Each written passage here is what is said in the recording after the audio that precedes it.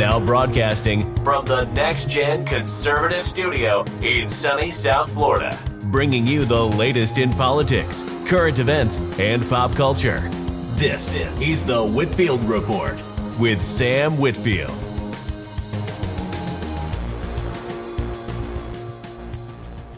Before we begin the show, I kind of want to start off on a somewhat serious note. My grandmother Maxine passed away today at age 94. I find it romantic that she went home to be with Grandpa on Valentine's Day. They were married for 67 years. He passed in 2016, and she just passed early this morning. So this one's for you, Grandma, and with that, let's start the show. Well, she's got a hell of a Valentine's Day date ahead of her. Oh, she most certainly does. So and my grandfather, actually, before he died, he wrote her a letter and said, I'm going to go ahead and go to get heaven ready for you. And, it took him close to 6 years, but I guess heaven's finally ready for her now. So, well, I'm still sorry for those she's leaving behind, like yourself, and I wish you nothing but the best in that. I'm sorry to hear that. I appreciate it. And, folks, if you do have elderly relatives and grandparents who are still around, please, my advice to everyone is to call them, or at least, spend some time with them if you're able to, because you never know when your time is up. So true that. That's not just the elderly, man. You never know. I've lost young friends, the people you're close to, keep them close. Mm-hmm. That's something else we have in common there, Sam. My grandma was also named Maxine. Interesting. So, I hope it's not Waters. No. No. Okay. Just the same first name. That's the one Maxine I won't miss. So, for sure. But anyway, well, and I just have to make this joke. Hopefully, my grandmother won't be voting for Biden in the next election. Oh. So, you say that because it's fresh, but it's just as likely your grandfather, who from 2016 would, right? My God, they dig up votes from like people that passed in the 80s sometimes. And the funny thing about that too is, like, my grandfather was a Richard Nixon Republican, and so I could just see him like up in heaven, and he had a bit of a mouth on him too. He was one of these World War II. Well, then he would know about them digging up in the 60s for Mr. Kennedy, President Kennedy. Oh yeah. From the fucking 30s. Yeah. And, Democrats and dead voters is just this weird combination. I don't know. Something funky about that. And the funny thing of it is like, I think I've told you I am Irish on my dad's side of the family. So he was like, like Republicans, I'm sorry guys, but you are just not as loyal to your party. You're like, till death do us part, bitch. Democrats is like, nah, this shit's eternal. I'm gonna vote forever. Yeah, that's true. You got to get that party loyalty up. That is true. But anyway, well, folks, in the spirit of Valentine's Day and everything romantic, we have two topics tonight. Well, hold on. I just wanted a quick comment on the name of the show. You said From Russia with Love. I get that that's Putin plus Valentine's Day. Good pun, right? And other VD tales. Now, Sam, it's going to be a short show because I don't have any VD tales. So it's going to be all your VD tales, huh?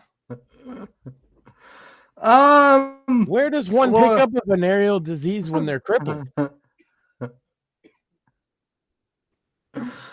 Oh no! I was like I've never had. Well, my reply to that would be to ask Stephen Hawking. Oh, yeah, he got him on Epstein Isle. Yeah. So fair enough. Yeah, ask him. Bend over, baby. How does that work, though?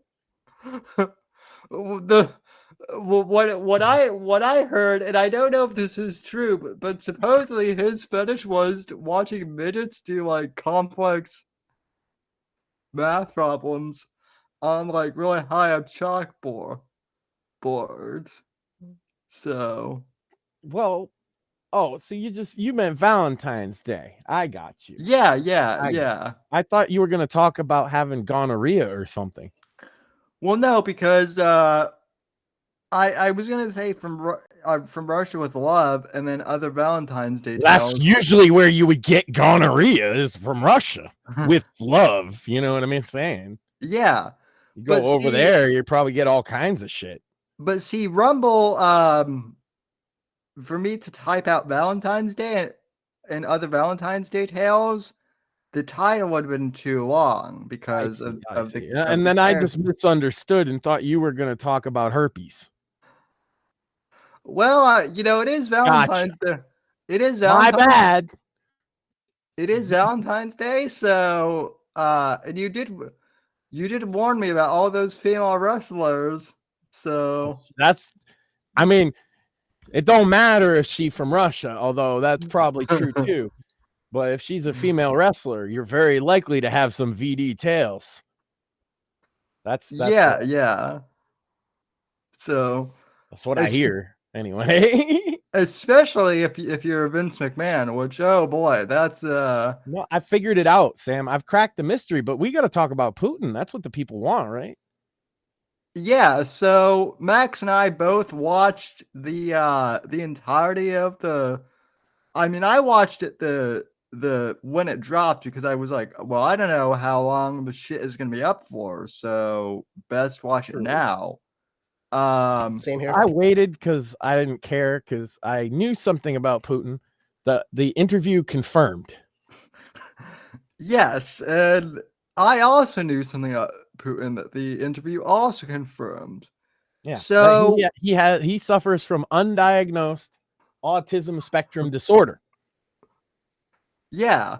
He's on the functional end, right? But he has those weird obsessions to talk about shit that's completely irrelevant to the subject and have no idea about social cues at all. Now, you could chalk that up to cultural differences, okay? But even to give somebody as shitty as Boris Yeltsin their due, he was not fucking autistic, okay? Stalin was not fucking autistic. Hitler, definitely autistic. Super autistic, right? So you can kind of tell. I mean, it's a colloquial term. I'm not I'm a layman, right? But it does seem to me that Vladimir Putin suffers on. So why did you invade the Ukraine? Well, you see, 900 years ago, in a village in Slovakia, some guy yelled at another guy, and it led to a chain reaction, and then this faction formed, and they fought that faction, you see, and all these other, it's like typical Russian bullshit. They're like hung up on shit that happened a fucking millennium ago. Yeah. And the answer never came to why he did it. Well, I don't know if you saw Tucker's video, that he did afterwards. But I did. A bit befuddled. A bit befuddled, I would say. He was happy he got the interview because it was in doubt that he would be allowed to do it. I get that, but He Well, definitely seemed as confused as I was by a lot of it.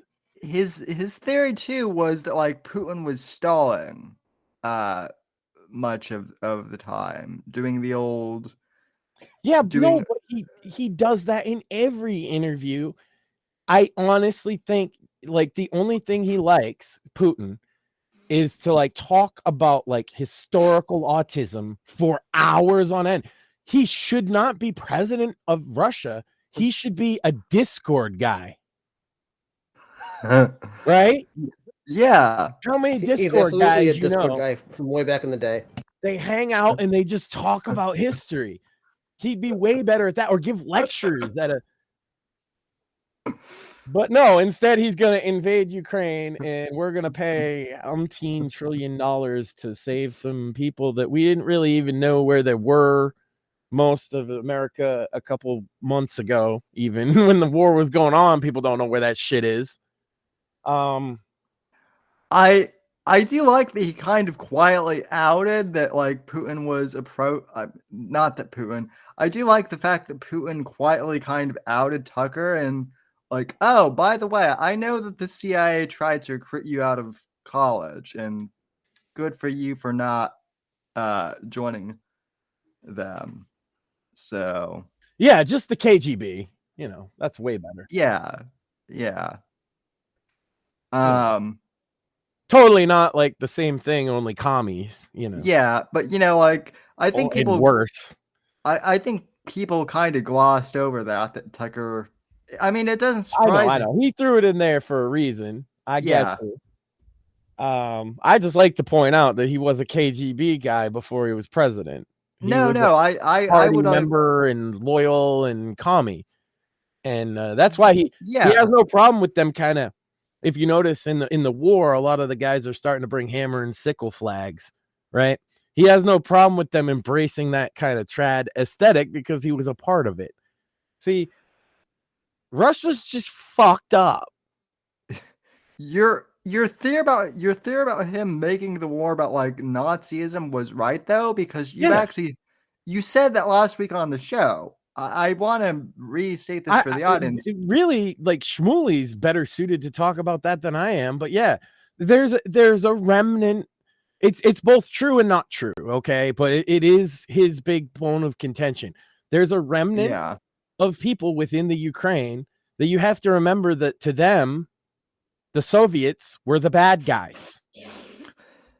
Yeah. Okay. And that makes like anybody who fought the Soviets, and a lot of them were on the side of the Nazis in the war. Like granddad was a Nazi, right? And if you celebrate your patriotic granddad, it's easy to see why you might, especially when fucking, Russia's invading again and they're carrying hammers and sickles. Why would you not pick up a fucking SWAT? I get it. It's a subset of kind of edgier, more fucking military-minded guys, actually, because they're some of the most organized soldiers they've got are Nazis. But I don't know how Nazi they are. If it's like, it's hard to distinguish. I can't really tell by videos I've seen. And that's why I say Shmuley might know better. Whether they're just carrying the sign to piss off the fucking Russians, or if they're actually like Jew hating whatever, right? Like I don't know if they're National Socialists, actually, or if they're it's kind of like carrying an Iron Cross flag just to scare the enemy or whatever. Well, and from what just like the other side aren't commies, but they're carrying hammer and sickle. Yeah. Well, and from what my friend and friend of show Luke Nicholas told me, because he and I talked about the interview in private. And he said that, like, from what he's heard, but the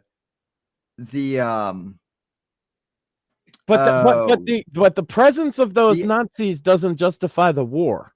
No, it doesn't. Because those Nazis, whether they're Nazis or ironic or they're just trying to piss off, it doesn't matter. Absolutely not.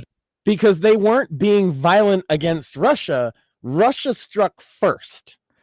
And not just that, but from what Luke told me, the Azov battalion was basically disavowed by Ukraine. They are mercenaries. So, But the problem is martial law and it's a war, so you recruit the mercenaries to your fucking side. They're pro-Ukraine. They're on their side, ostensibly. I don't think Zelensky really can tell them what to do because they're a bunch of bloodthirsty, battle-hardened, pro-Ukraine nuts, and they carry swastikas sometimes, not all the time. Now, and more since the war's been going on, they more carry Ukraine colors, right? Because it's popular worldwide. It's weird.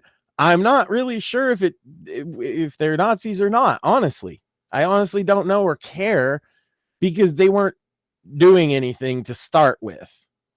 Right? That's the point of contention as far as I'm concerned. This is a war of aggression on the side of Russia. Yeah. And you by justifying that, I disavowed our country's actions in Iraq from the beginning.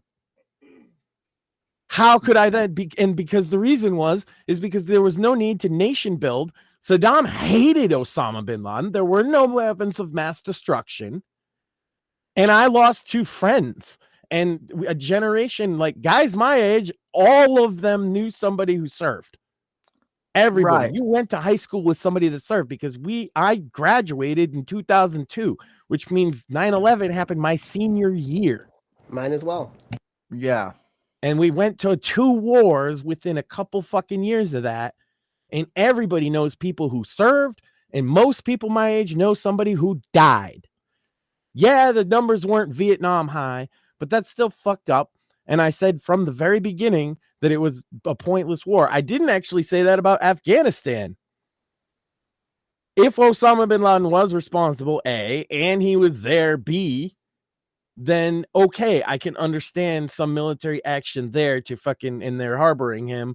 That almost made sense. It's still not the kind of war you'd want to fight, but I get it. But then Iraq, dude disavowed that. Saddam didn't like that at all because he knew that would give Bush justification. It was all part of their plan to do a big fucking war. They got the Patriot Act out of it. Everything about it was fucked up, right? And so I was against it. And that's exactly what's happening to the flip side of things with Russia and Ukraine right now. Because at home, they've been more and more militant, and the people are getting poorer and poorer, right? And they're getting drafted, but then they're getting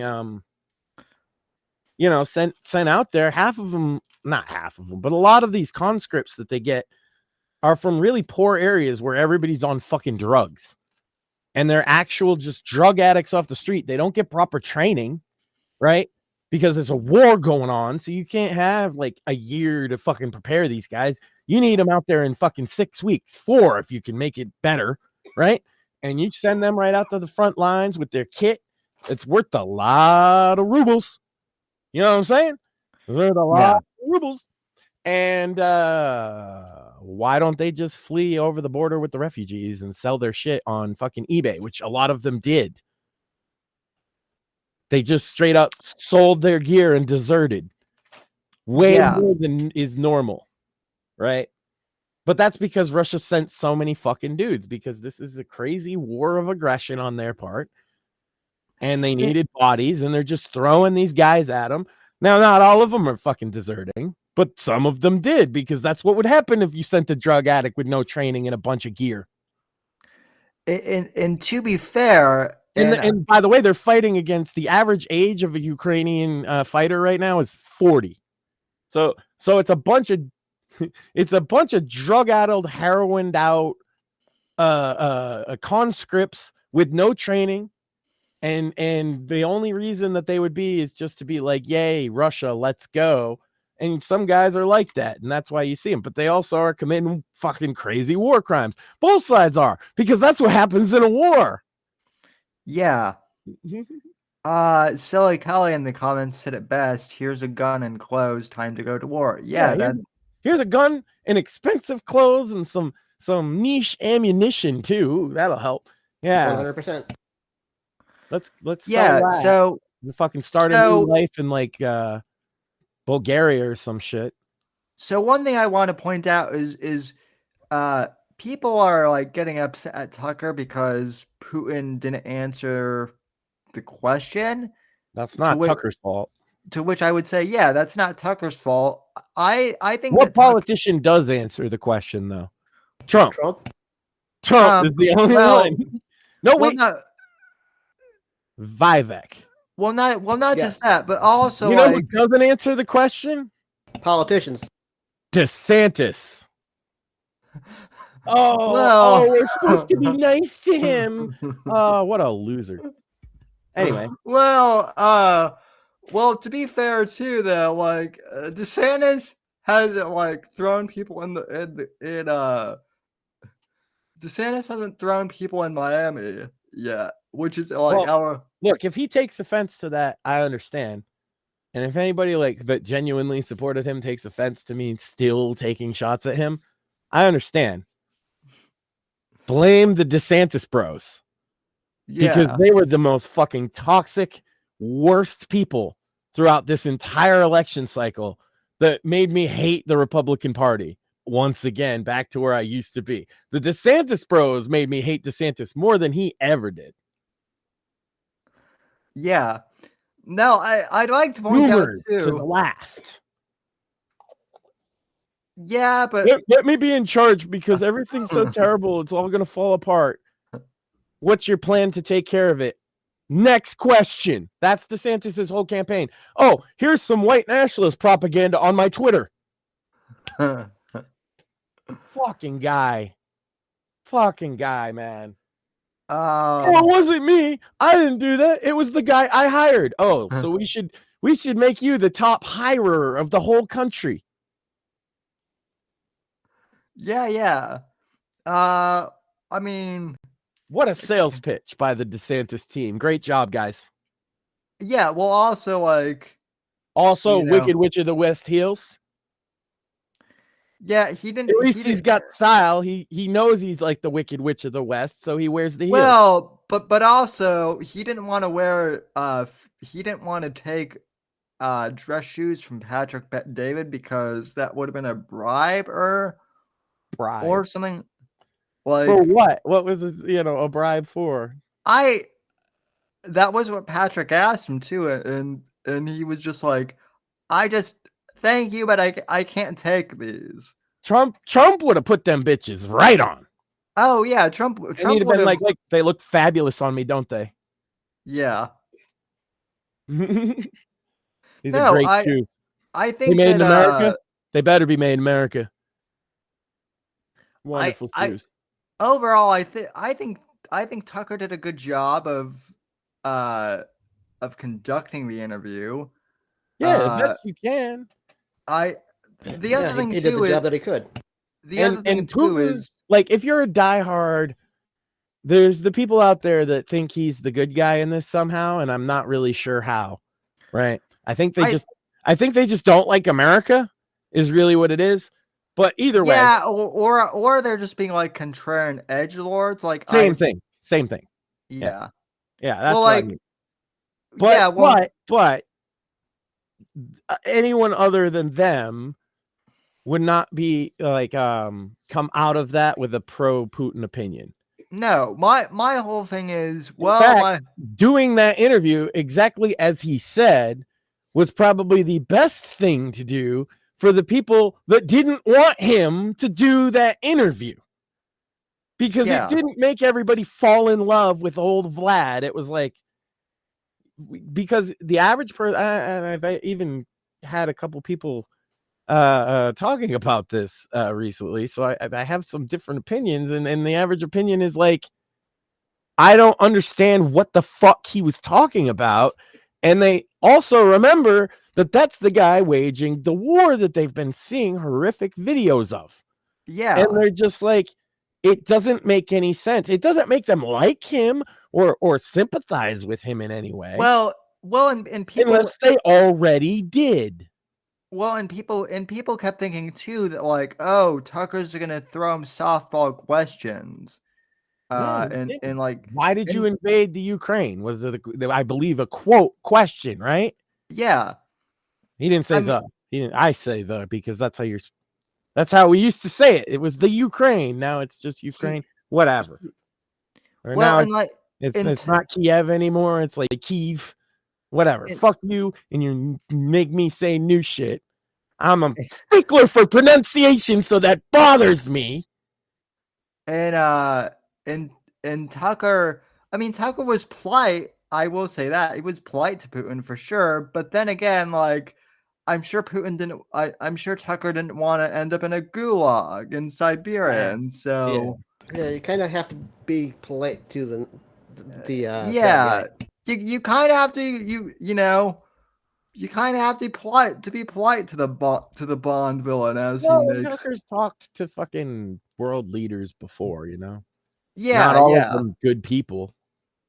Shout out to Megyn Kelly too. I know as much as some people hated her initially, she you know, she stood up for Tucker and basically said, This is stupid that you guys are freaking out about this. He is doing his job as a journalist.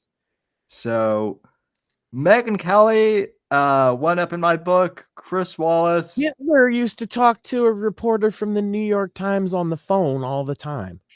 And also didn't Megyn Kelly basically say nobody had an issue with them talking to Sam, there was like a weekly column of Hitler talked to the guy on the phone, and they would write what he told them in the New York Times. Yeah, no, I know that sounds aptly appropriate for that sounds exactly. Essentially, he dictated a column for the New York Times for like a whole year before the war broke out.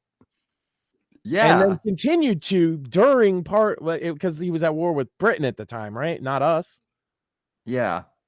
And he continued to say his propaganda right through the New York, and it was directly propaganda in his case. This was just a bad interview by anybody's standards. Next time, just let him do a fucking lecture. Don't ask him any questions. Give him some mushrooms first. Actually, you know what? If everybody's so mad about it, I got a better idea. Why don't we have Joe Rogan? Have Putin on the Joe Rogan experience. Yes, please. Everybody wants it. Come on. Make it happen, Hollywood. Yeah, yes. Please. You know I was in the KGB. I didn't even see any of those videos from that Ping Trip guy. He makes Joe Rogan edits that are hilarious. I could totally see him doing that where Rogan asked Putin something like, so have you ever taken not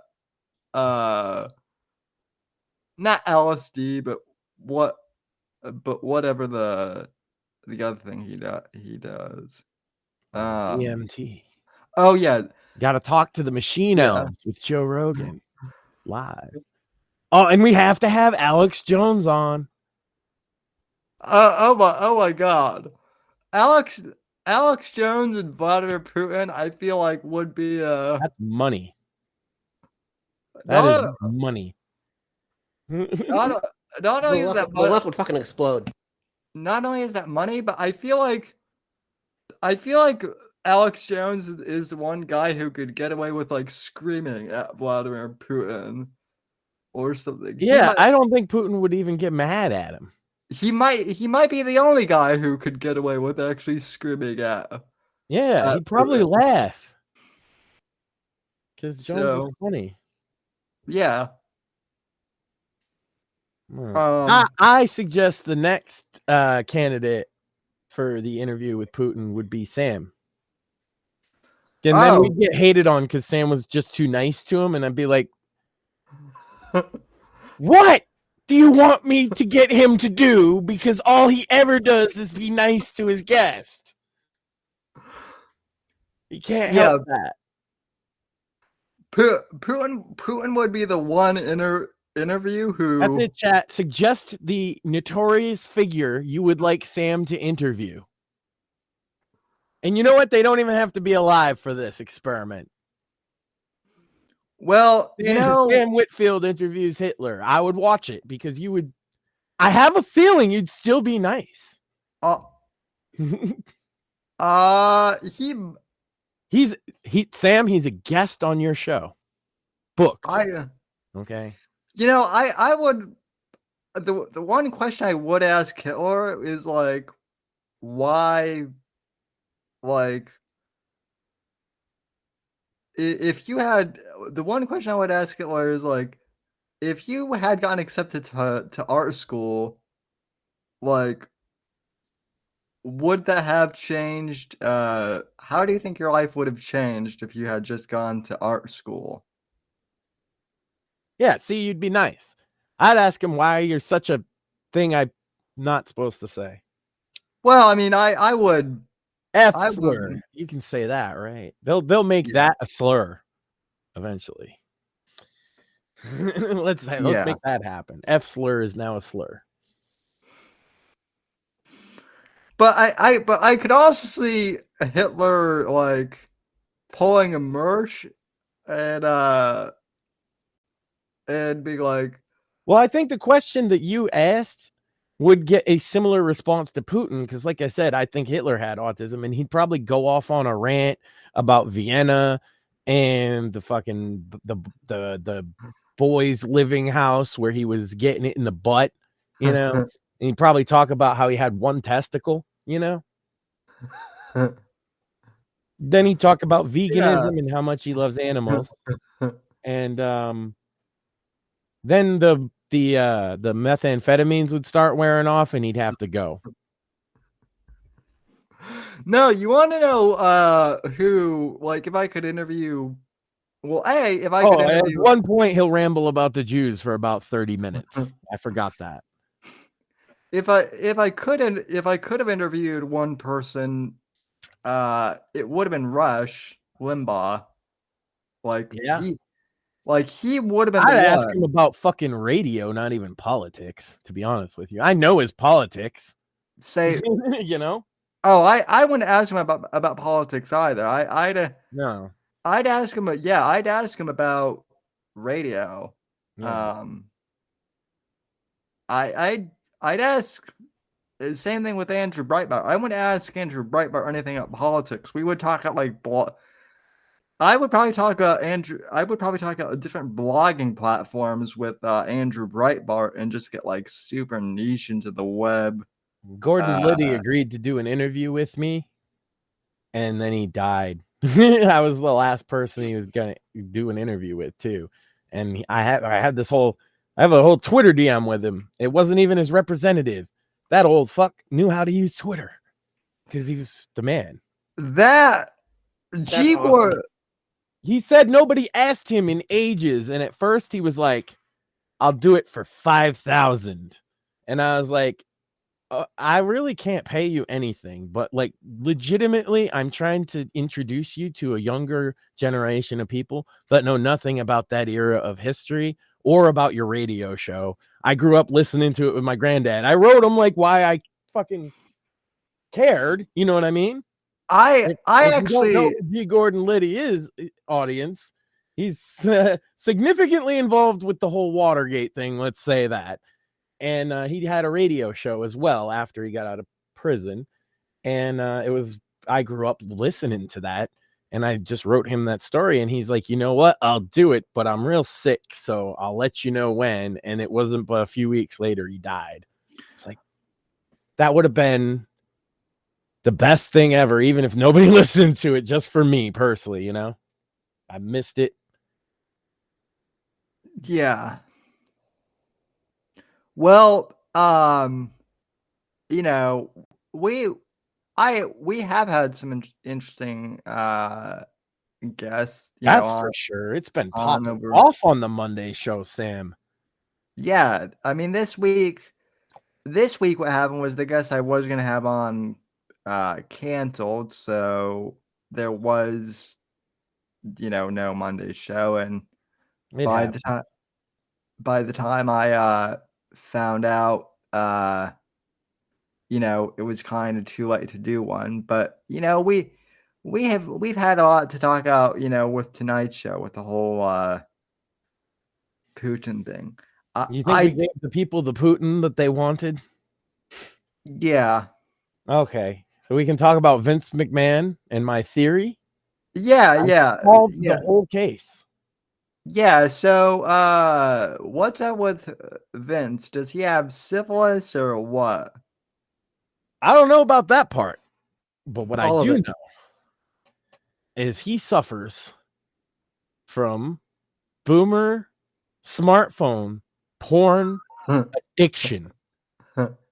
Think about it for a second. Think about it. He was a little bit weird, and everybody seems to agree. Nobody's like, he wasn't like that for us, right? And it mentions he would say it to like top stars and other executives. Every other executive and top star he's ever worked with is like, what the fuck is this shit? Like Bret Hart was like, no, he never offered me to have sex with his girlfriend. What the fuck? I would have quit. Right? They're all completely aghast. What happened around the mid 2000s, right? Smartphones, right?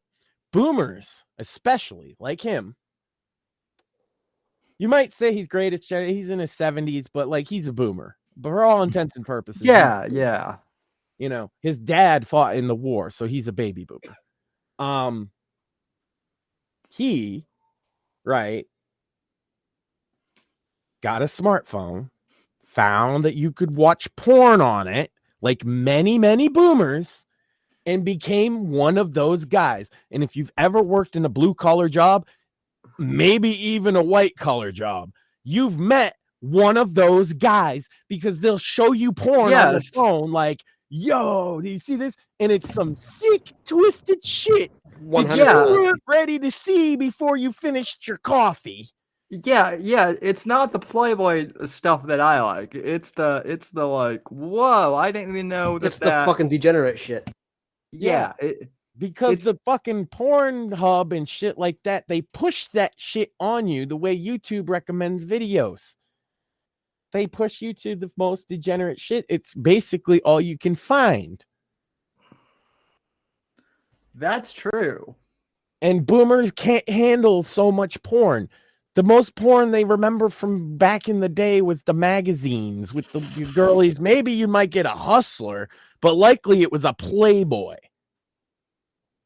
And if you know the difference, then you know the difference, right? Like Playboy just showed some titties, sometimes a bit of bush, never a full-on vagina, and certainly not sex.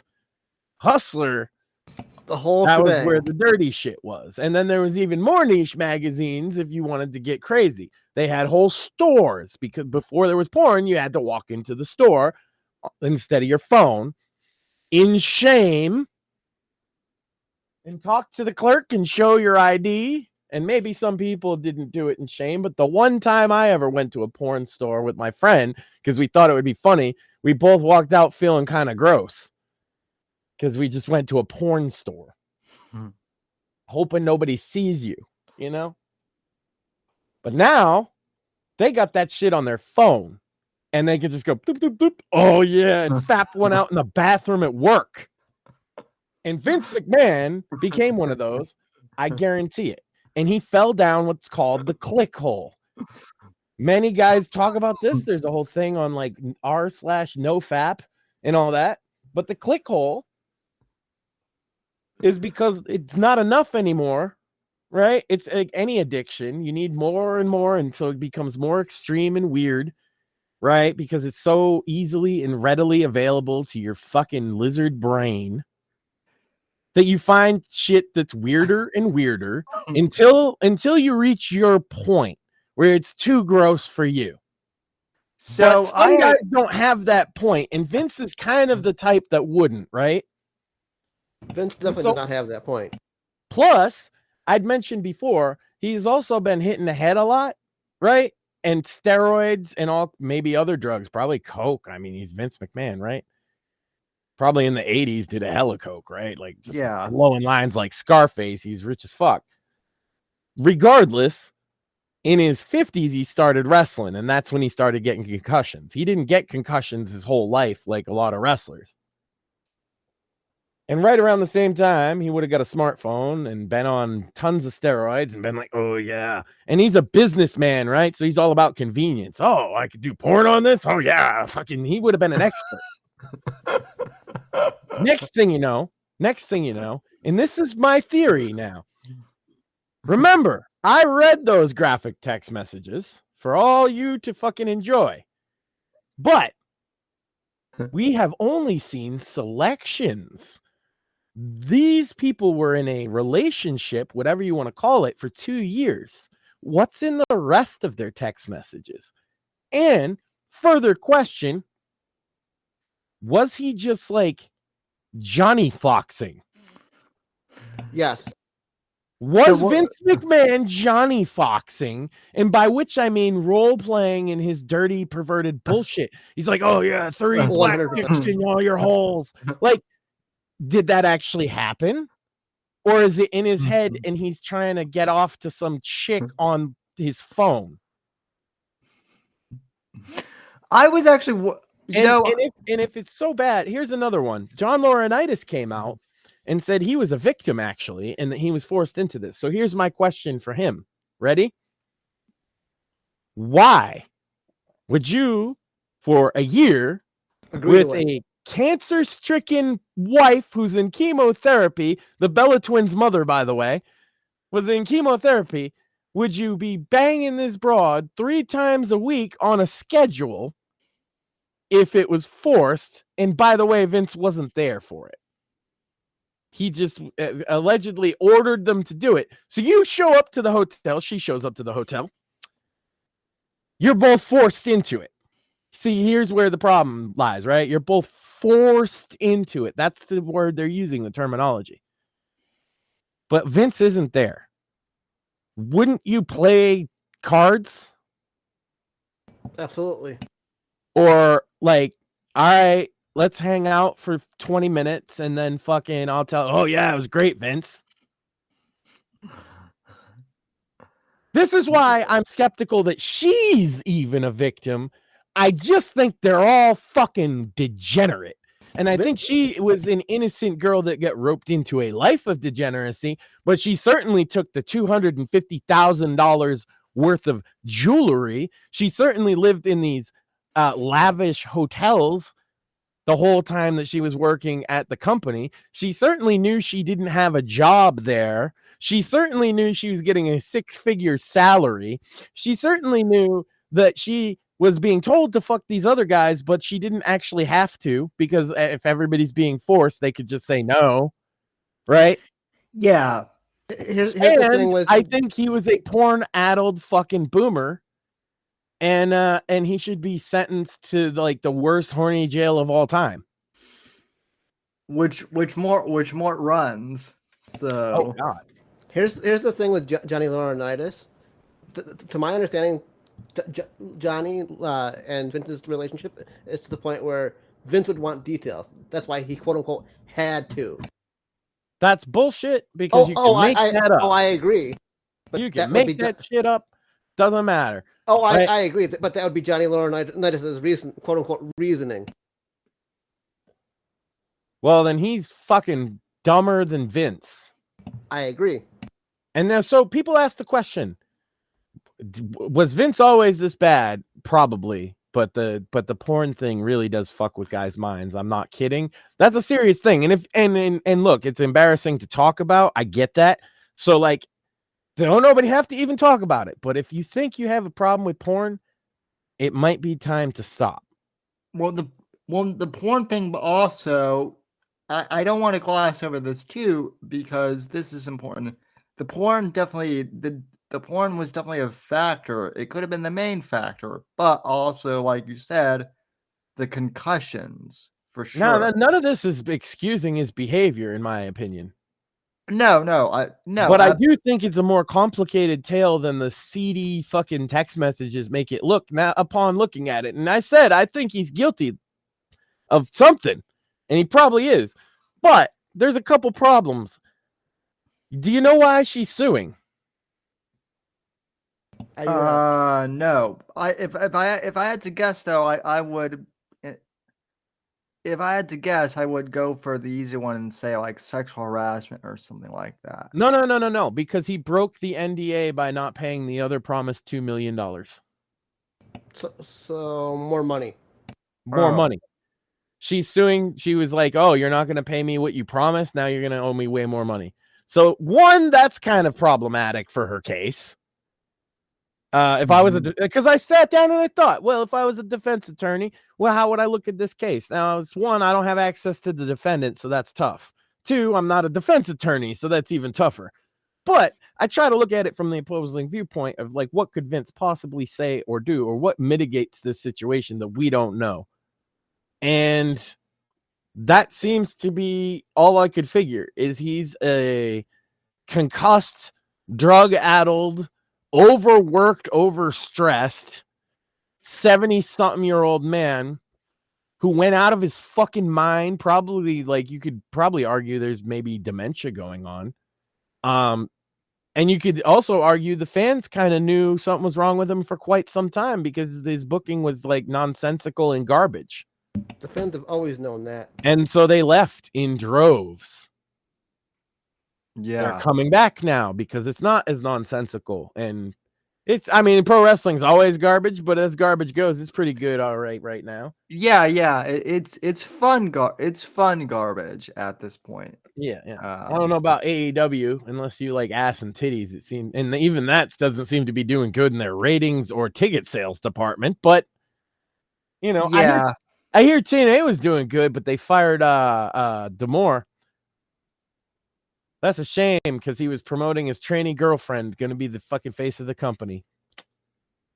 Giselle, whatever. get woke, go broke. Well, that's the thing. A shout out to Val Venus on Twitter because he got into a war with the whole AEW like fan base, basically saying that trainees shouldn't be in the women's division, and I agree with him. Which I get that wrestling might be a little different than other things, but here's the problem with having trainees. Like, what if a girl's uncomfortable with it? That puts her in a bad spot. So, friend of show Craig, Craig Blissfit. I don't know his last name, but that he basically said that like a few weeks ago, and that was what got him temporarily like. That's what he got banned for. I mean, I agree with him. Like, intergender matches are fine. I guess we've had intergender matches since the dawn of time, but that's why the men wrestle with the men and the women wrestle with the women. Is they are physically like the problem is right from the flip side, right? Like a trans female to male wouldn't cut it in the men's division, generally speaking. Because there's a certain look expected and an athleticism expected and a size expected. There's very few women that can stand toe-to-toe with most of the guys because the guys are usually of larger size even now, like than your average person on the street at least. And even the largest of women aren't. I mean, Charlotte and Rhea are huge. Like, don't get me wrong. Standing next to me, you could even tell that they're tall, but I'm still bigger than both of them. right.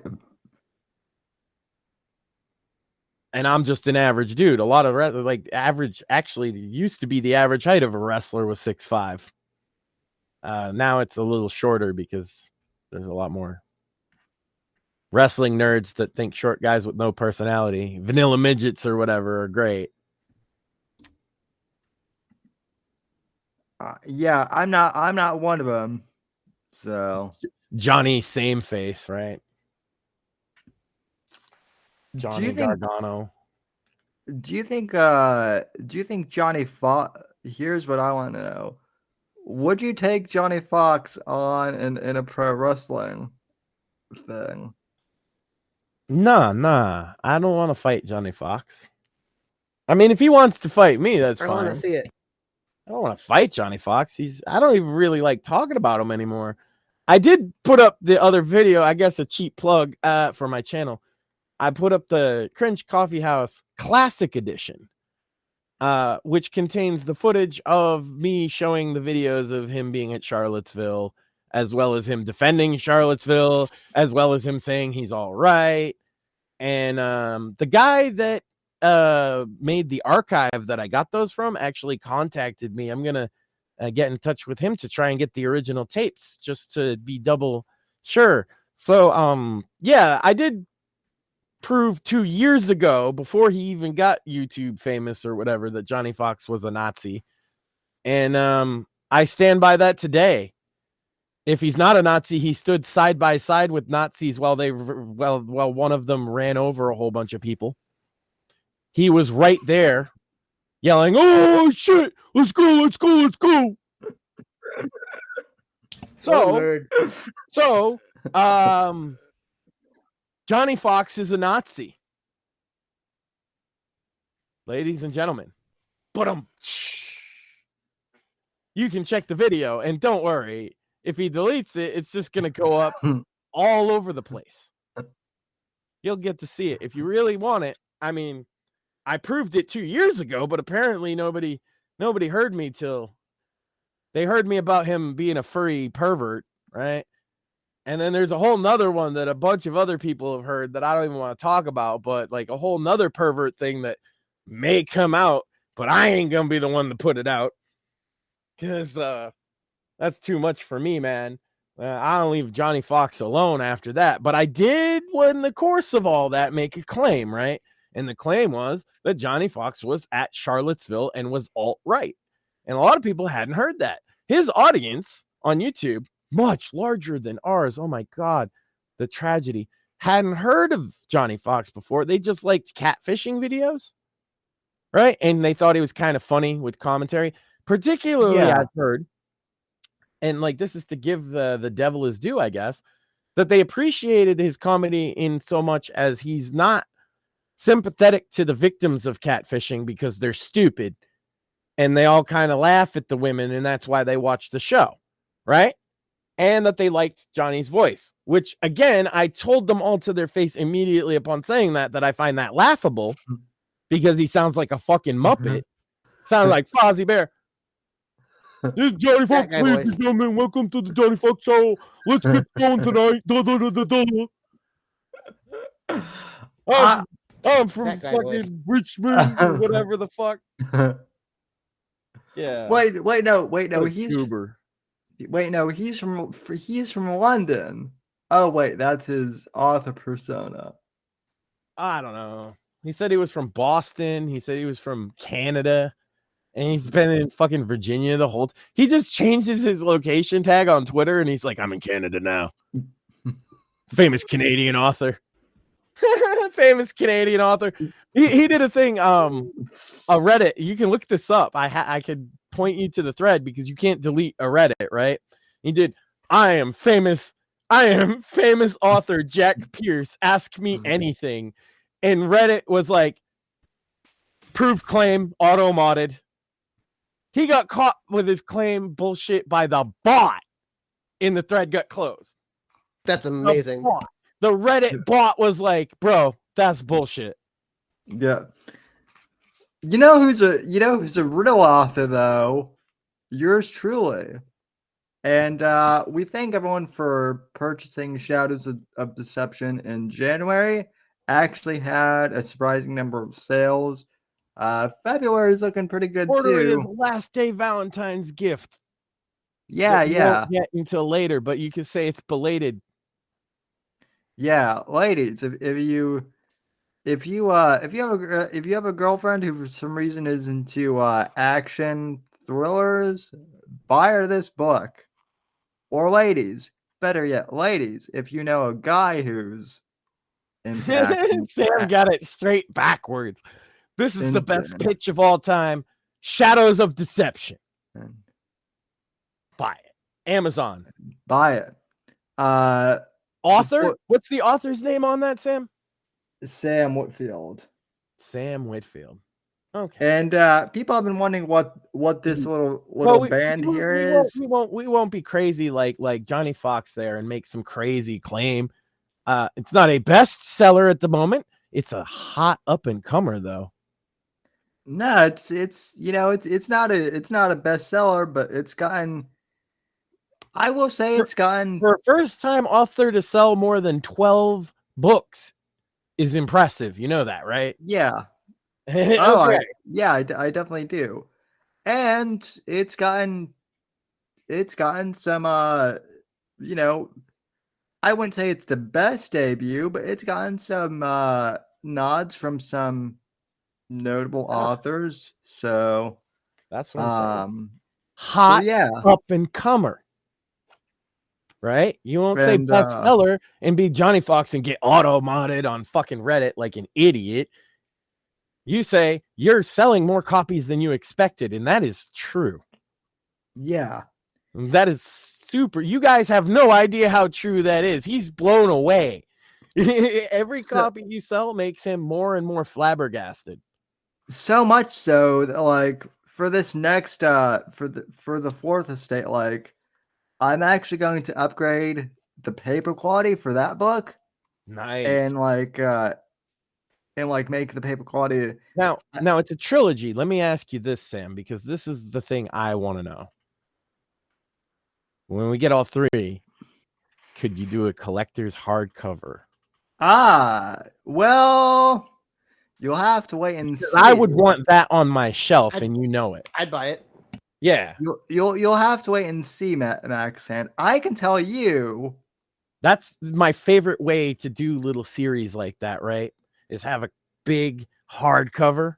yeah.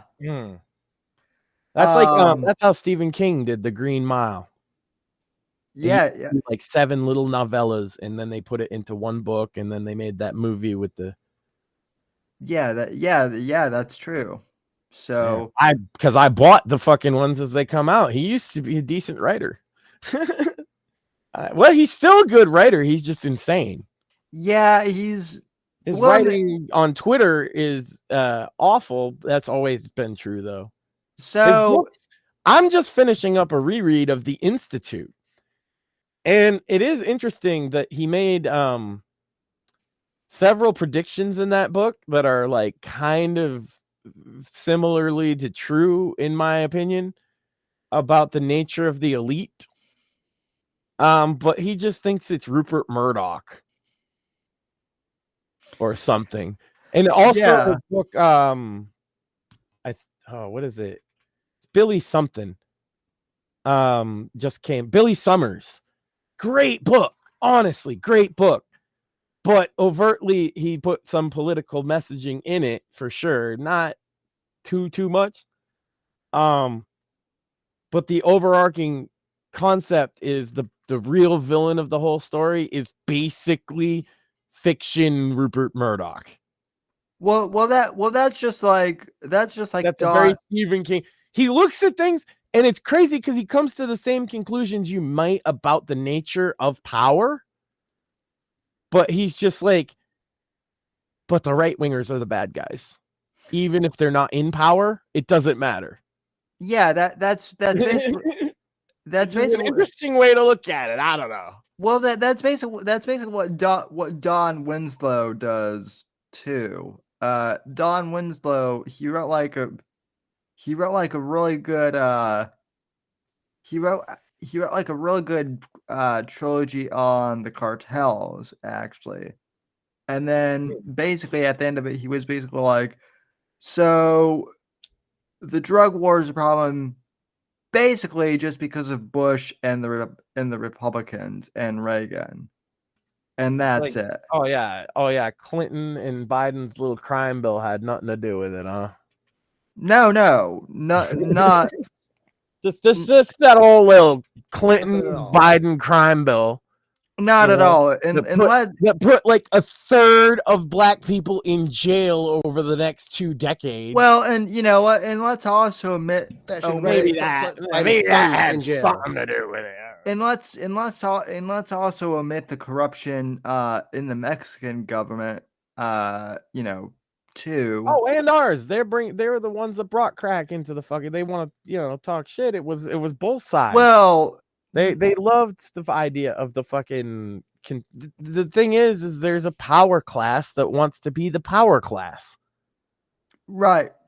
But what I'm saying, we're like, where our friend Steve Stratton goes into how both sides, of, like, he goes into the politics of, of the drug cartels from like a geopolitical thing.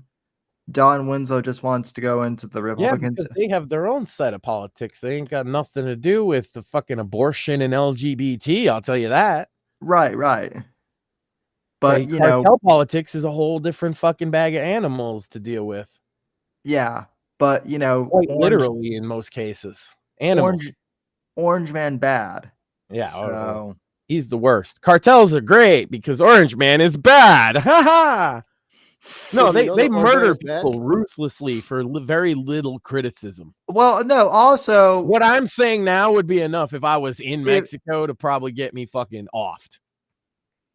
yeah. Well, Not even mentioning a specific cartel, just being like the cartels are fucking evil and crazy. They'd be like, we must find him.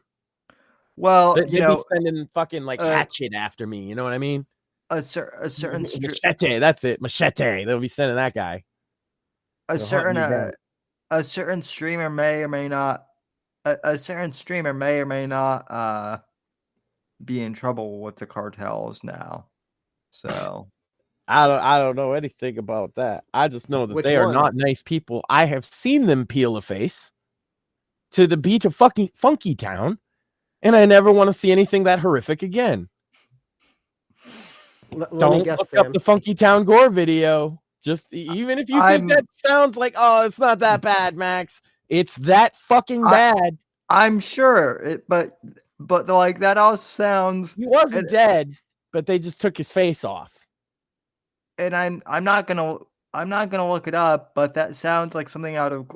I know it's real, but it also sounds like it could be something out like a Quentin Tarantino movie or something like that. Yeah, that's why it takes a minute to hit you. And it's like because it's at like a bar and they're just playing like in the back room at a bar. So out there they're playing loud music. It's Funky Town while they rip this guy's face off, gouge out his fucking eyes. So what you're saying is that the cartels really are a bunch of sick fucks. Who knew? Yeah, well, it hits the realism. And by the way, most of the gore videos that are around today, like either come from cartels, right, or Russia. Now what I want to know, are these war videos still out on YouTube? No, the gore videos are on like gore sites, but they're like common, just like porn sites. There's people that look at gore. Okay. You know what I mean? Because it used to be you would come across it on like LimeWire or something, but now the people that like gore, I mean, well, Rotten.com was like the original, but Rotten wasn't gore so much as just shit you shouldn't show people, right? Yeah. Not everything on Rotten was gore, but it was all awful and rotten. Yeah. Silly Kelly in the chat says the gore is all on Discord. There you go. That's probably true too. I hadn't thought about it. I'm not like a goreophile. I don't like the stuff actually. My mother, when I was young, worked at an emergency room, and I would hang out there, and you'd see some fucked up shit that way, you know. And I've seen enough in real life. I seen a guy shot one time actually in Detroit, like drive-by shooting across the street. I was out on the front porch, perfectly legally smoking a not marijuana cigarette or cigar, as it's called colloquially, and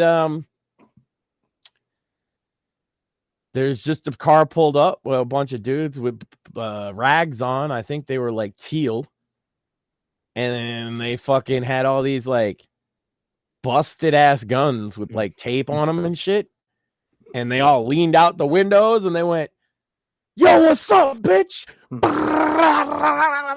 And he was walking out the door and he just went like you would, and he fucking died. That's why I moved out of Detroit, by the way. I love that this is our Valentine's Day episode. It's great. Hey, we've talked that says love like a little gore. We've talked about Putin, we've talked about Vince, and we've talked about people getting shot at in their face and getting their faces removed. And I don't think they ever caught those guys either. I mean, called me. I gave a witness. Man, I ran though. I went in the fucking house, still smoking my blunt. Like I didn't Yeah. see nothing. I didn't see shit. Cops came. They were like, "Did you see it?" Well, yeah. I don't know. It was like 4 Latino guys in a fucking jalopy with shitty guns, and they, and they just lit the place up and then drove off. I'm like, then they were like, "Well, what did you do?" I was like, "I ran inside. What the fuck would you do?" But Max, Detroit, Michigan has like the strictest gun laws, so there's no way a drive-by happened. And I don't think those guns were legal. I'm just gonna speculate there. but I have a Max, sneaking suspicion that those guns were obtained illegally. but And Max, also, could you imagine they were brandished and then also fired recklessly into a man's chest a couple dozen times? So he went like in the movies. It was kind of fucked up. You know what I mean? You don't expect that kind of shit in real life because he's just like as he's getting hit. He got hit a bunch of times and then they just peeled off. so And I then actually just got in, went in the house, finished my blunt, hid the weed, called 911. so I actually have a question for you. And I'll then. have you know that I wouldn't have saved his life if I didn't, because he was already dead. So I actually have a question for you then. When you watch action movies, And must be also, real. I wasn't the first person to call 911, obviously. Action movies must be really boring for you then, because like you've seen so much more. I don't want to say interesting shit, but like much more realistic shit. Not really. I kind of like it better without like all the obscene amounts of gore and like realism. Like video games are great because their gore is all corny most of the time. I love those. Yeah. I'll chop all the limbs off. That shit looks corny. I know like Doom's all right, but then the thing about Doom is it makes you like it because it's like rip and tear until the job is done. Pow, pow. Yeah, I like the gore in Doom. I can't know. lie. I know that That's I the know metalist shit of all time. I know veterans who like served in Iraq and have like PTSD, but they still love playing Call of Duty. Call of Duty and fucking Arma. They even like playing simulators. Oh yeah, they love. Silly Kelly says Max was losing it for a second. Over Doom? Yeah, of course. It's Doom's 30th anniversary. That means I am exactly old as fuck. But Doom is still the coolest thing ever. Name something more metal than Doom. I'll wait. Metal music. Duke Nukem. Doom is full of metal music. Doom is metal music that changes, Doom 2016 specifically, that changes in accordance, slight variations based on the weapon you're using and the rate of fire at which you're firing. Yeah. So you're making the music with death. That's metal as fuck. That is metal as fuck. Doom Take a 2016 fucking- is a great game. Right. That's what I'm saying. Um, And then the gore is like over the top and crazy, but it's not really realistic. If that makes sense. yeah. It's cartoony still. For me. Yeah, I think they just re-released. I think they just released like the Doom 30th anniversary on the PlayStation Store. If I'm not mistaken. I guarantee. I'm sure that's on Game Pass. I probably have that. So I have. Why would I need that? I have GZ Doom. With which I used to play mods such as Brutal Doom, and you can do it with like an actual like metal version of the original Doom soundtrack. I play Doom all the time. Are you kidding me? You can run Doom on anything, and I run with computers all the time. Of course, I have fucking Doom every. Doom is great. I don't give a fuck. Doom 1, Doom 2, especially, right? Doom 3, Doom 2016 kicks ass. Doom Eternal is not quite as good. Yeah, I've heard people come. I've never played Doom. I've never played Doom 3 or A Doom. little too much platforming for my liking. I'm more of a. I like the chain shotgun. That's fucking dope. But Postal Brain Damage did that concept way better. The chain shotgun is like how you move around that game. It's fucking awesome. That game's wild though. It helps to like use some recreational enhancements to play that game because it's fucked up. The whole Postal series is fucked up, but that's why I love it. And hey, Running with Scissors as a company is still like the best video game company Twitter there is, because they're the ones that aren't afraid to just say whatever. Because Running with Scissors makes their own money completely. They're basically complete independent powerhouse because of the Postal franchise. That just sounds like a great video game company name too. Running with Scissors. Running with Scissors, yeah. Bro, Postal 2. I don't know if you've played Postal. Have you played Postal 2? Not in a long time. We're gonna need that. That's a thing. Audience, let Sam know if you want to see him play Postal 2. We could definitely set that up. I have a playthrough of Postal 2 on my Twitch that was like the funnest thing ever. I Twitch now, but that was years ago. Yeah, and Postal 4. Have you played Postal 4? No, I didn't even know that they made a Postal 4. Yeah, it's awesome. It's fantastic, actually. It's everything I wanted it to be, including the jank. Yeah. Steam Deck verified even. Oh yeah, yeah. Video games this week besides this. What else is going on? I'm still playing Diablo 4, the game that everybody says sucks. I actually really like it a lot. I found an indie I found another indie game which I should probably look it up to see what it is, but it's basically like it's an 80s like tabletop style game, but it's on Steam actually. On Steam. Let me see. Let me see if I can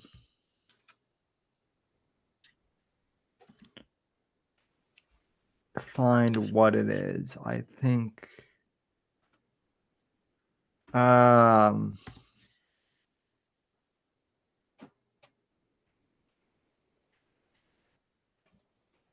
yeah, no, I'm not.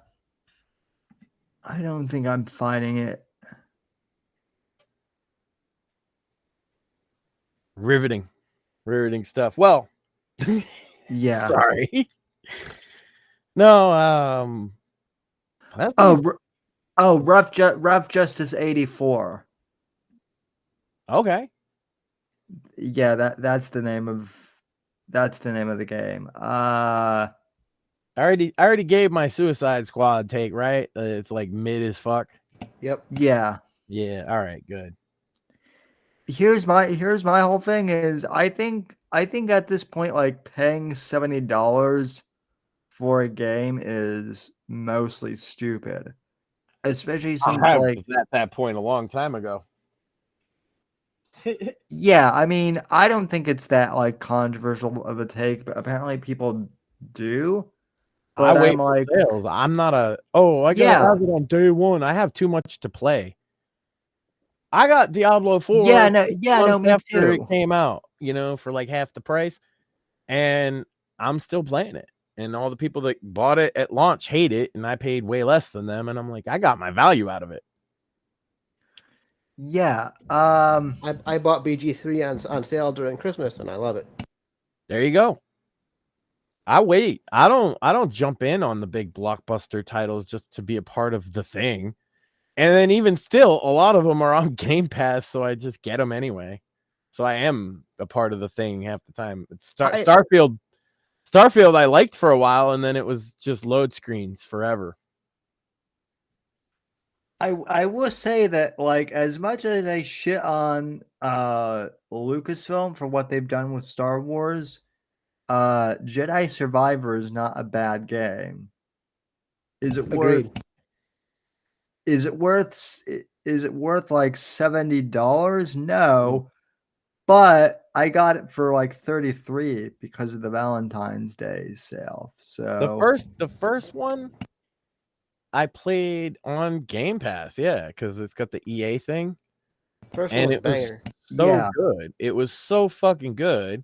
yeah, and I just got the second one. I started playing it last night. It's pretty good. So, but again, that game came out last year, and people were like, "Oh, you need to buy it," and I'm like, "Nope, it's $70. I'll wait." I had to wait a year, but it was worth it. So It's not even the price with me. It's the principle of, like, for that price, I don't have a lack of games. I have too many. no, I have Well- way too many. like I said, like I missed out on, Get like, them shits thrown at me half the time. I still haven't given away that Roman strategy game code, have I? no, Not but to my you know, knowledge. Well, we'll have no, to do that. but it is Valentine's Day, and there are some lonely gamers out there. All right.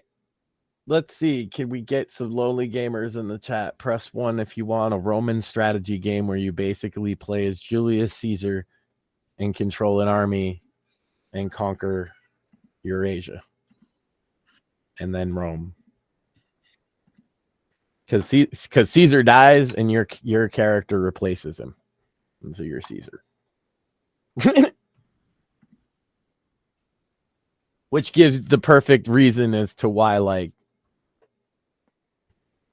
oh, we got some ones in the chat. Oh, Sam, you want it? It's yours. I mean, You got in first, and I would have given it to you anyway. Shit. It's a good game. I mean that just You got a sounds PC fun. that can run it? Oh, It's Mac. Let me check. yeah, that is the question. So, if not, Kelly can have it. So, It's worth checking so it doesn't go to waste. what's the game? Expeditions Rome, I believe. Okay, let's see. Yeah, Expeditions Rome. It does not include the Gladiator DLC, just the base game. It is controller friendly. They added a patch for that.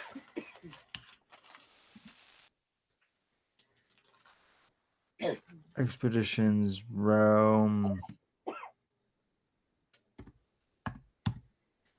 Yes, I'm not sure. I can't really store page. There we go. If I looked at the store page, it is a lot of fun though. If you like XCOM style tactical whatever, it usually says what it supports somewhere. System requirements, Windows. Yep, okay, yeah, so it's not on any consoles either, so No, this is it has a controller friendly, but it is a PC game. Very much so. The whole series is. It comes from this. I've played all 3 of the games these people make. If you like historical shit, they're a lot of fun because the first one was Conquistadors. And so you were a conquistador leading across, conquering. And then the second one was Vikings. Oh, you're likely not going to play it. Well, then I'll give it away on Twitter when more people have a chance to win. Dip. Bitch. Silly I'm Kelly. gonna cook to the live chat, not for Silly Kelly anyway. We'll give more people a chance. If you're not gonna play it, then why would I give it to you? That is a good question. It is a fantastic game. I'm probably gonna play it again on hard, but I like XCOM style games. It's one of those games though with like hit chance percentages. So you'll have like a 90% chance to hit and miss, and then get murdered, and then your dude's dead for real. I like that kind of shit. What can I say? That would piss me off. I play all kinds of games like that. That's like my thing. Permadeath, high stakes. I like that. XCOM, Darkest Dungeon. That's a great one for that. Oh, don't ever get attached to your dudes in Darkest Dungeon. That'll end in heartbreak. Darkest Dungeon is wild. it is. Mortheous, what have you been playing? You're an insomniac. I see you up at 3 a.m. gaming. I just said I've been playing BG3 a lot. Battleground 3. No, Baldur's Gate 3. Oh, okay. I've actually heard what's your console of choice? PC. I believe that. Yeah. Oh. Yeah, and you just got BG3, so you don't want to play it either because you won't play it for like a year. Yeah, probably. Fair enough, but somebody will. It's Rome, for fuck's sake, and you get to be Caesar. Essentially. I mean, it sounds like a game that's right up my alley, but unfortunately, I'm completely engrossed with BG3 right now. For sure. I already had it. That's why I got a free copy. And I'm still engrossed with The Witcher 3. Right. And I in fact liked it so much, but I'm a Rome nerd, as you know, that I got the Gladiator DLC, which is like a whole side story, and you can play in the arena. That sounds fun just in and of itself. Well, yeah. See, as like a Rome history nerd, the idea of being Caesar as he conquers most of Eurasia and then heads back to Rome to make a name for himself, it's pretty fucking dope because like you meet Caesar right at the beginning, right? And he dies, and then you basically take his spot, and that's kind of the premise of the game.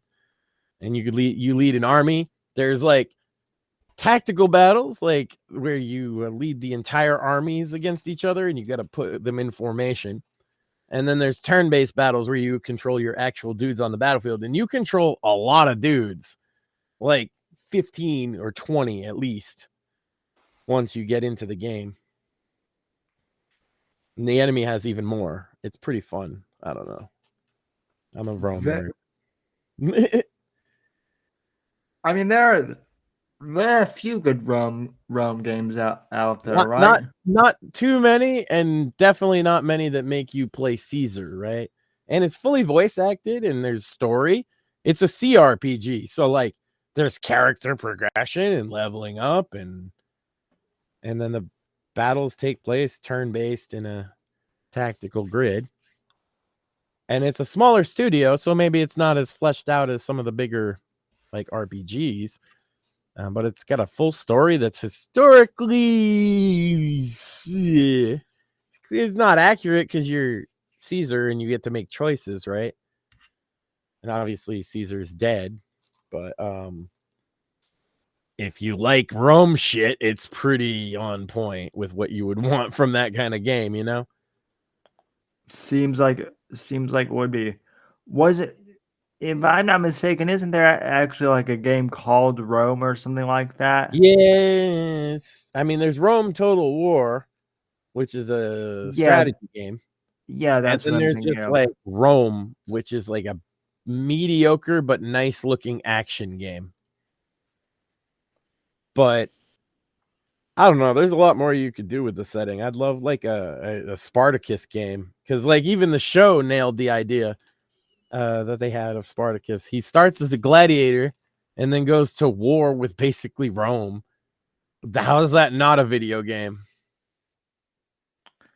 That sounds like a concept for one of the best games. Right. So Silly Kelly says, what about torture games? I don't know what that means. I'm gonna mods ban chat.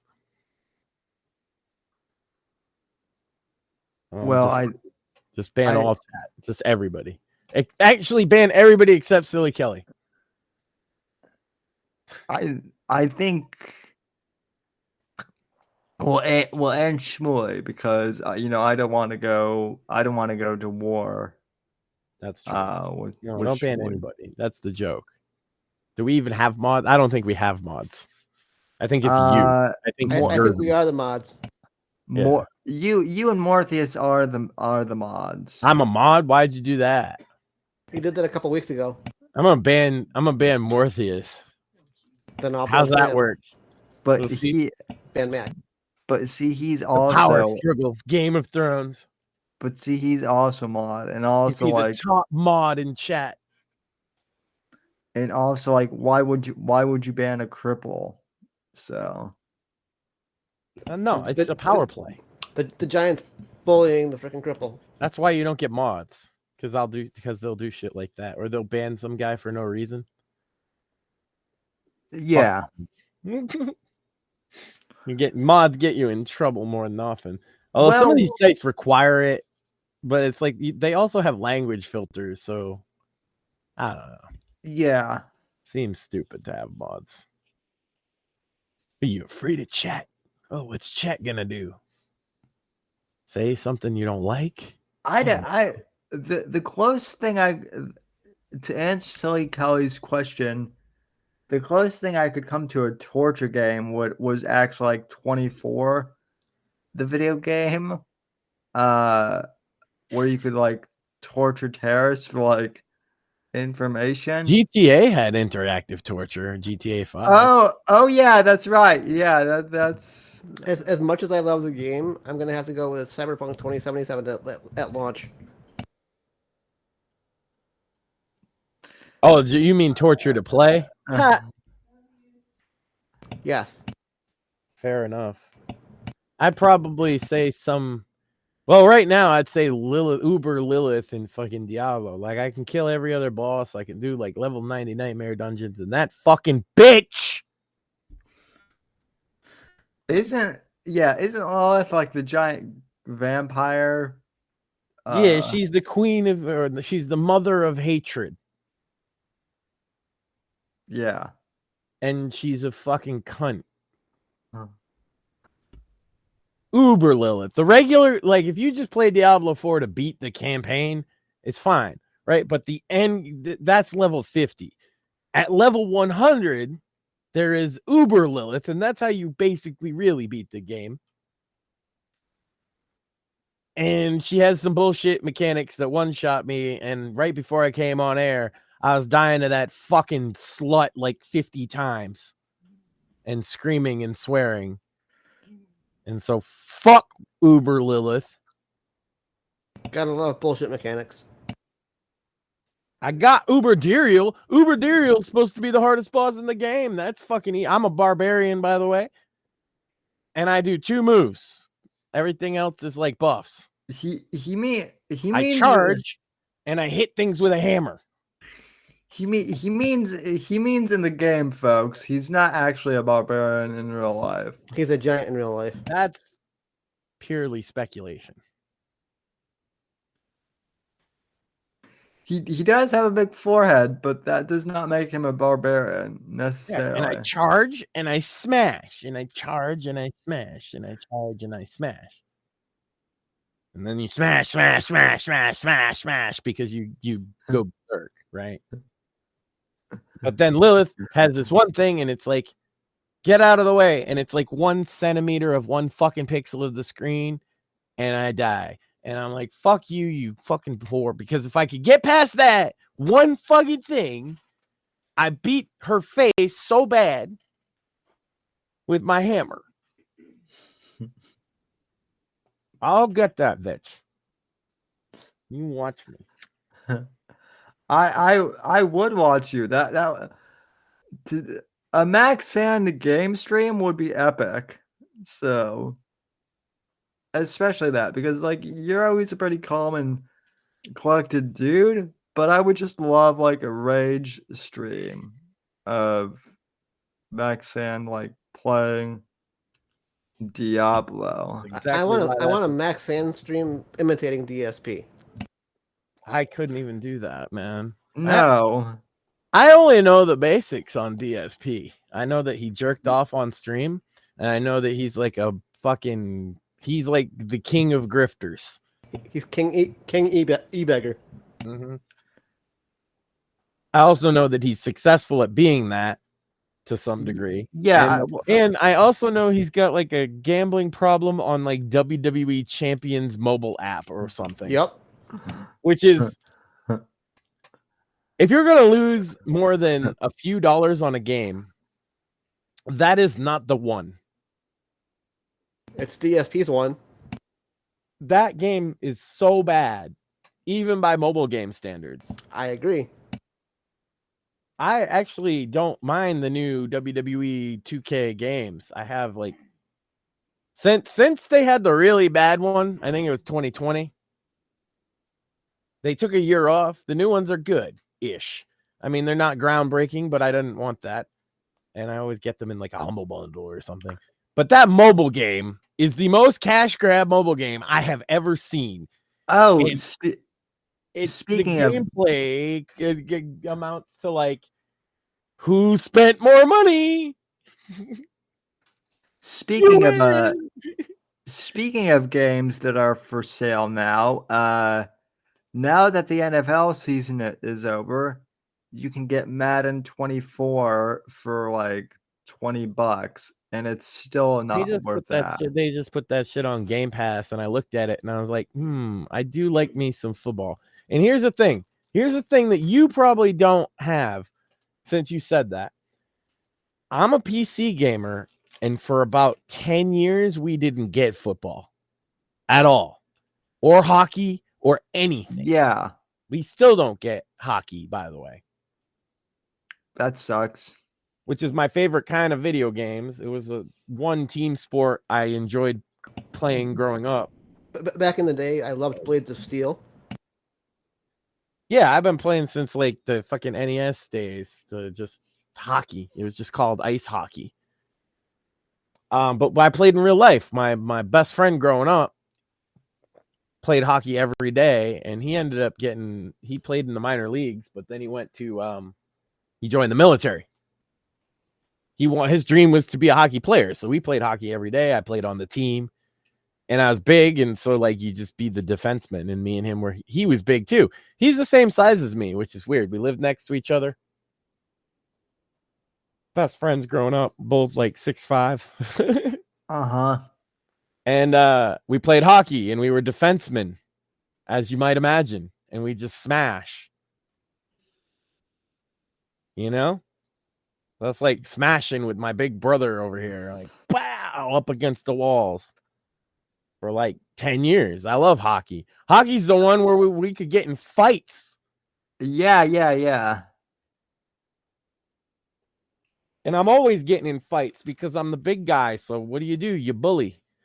Well, they don't like a bully, and eventually they get pissed off at the guy that's bullying them, you know? They throw hands. I don't let you fucking throw hands in fucking sissy football. No, speaking of... It's part of the game in hockey. If you don't throw hands at some point, you might as well just quit. Right. Yeah, you might as well just quit. So what you're saying is Taylor Swift should break it off and find herself a hockey player. Because that's the strat. There's psychology to fucking the brutishness of hockey. Again, as the big man, I'm the bully, right? You're the star player, Sam.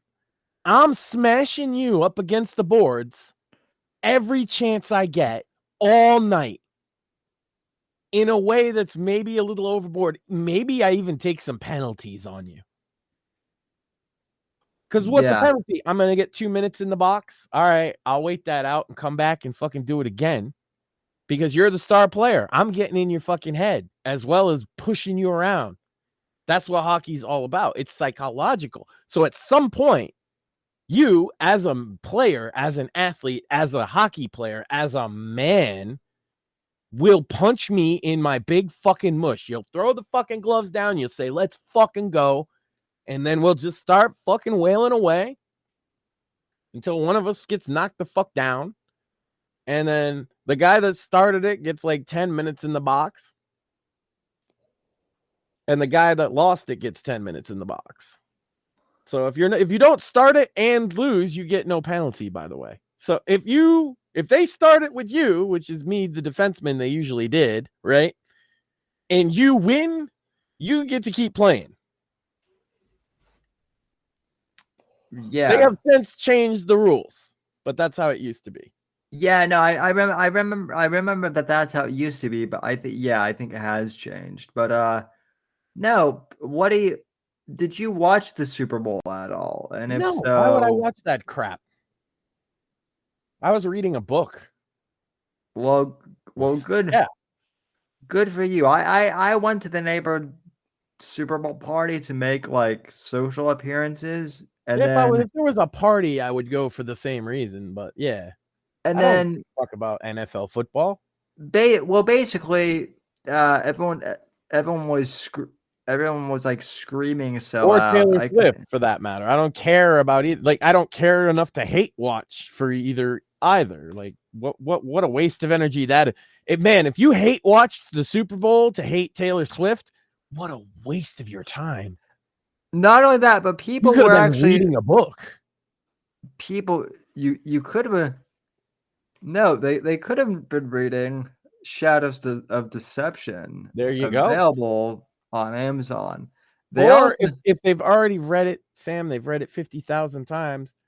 How many different authors have been on to sell their books as well that you could read?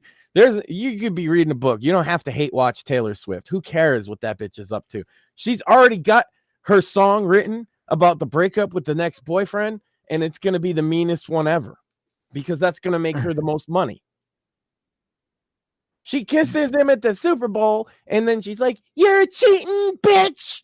Gonna make trillions of record sales because all y'all hate that bitch and you want to hear the scantless details. Oh my god, like a bunch of fucking women. There were people. No, Max, you want to hear the funny thing? And not the best one ever at that. Let it be. Who cares what Taylor Swift thinks? My god. There were people actually gambling. I'm not making this up. There were people making bets on how many times they would cut to her during the Super Bowl.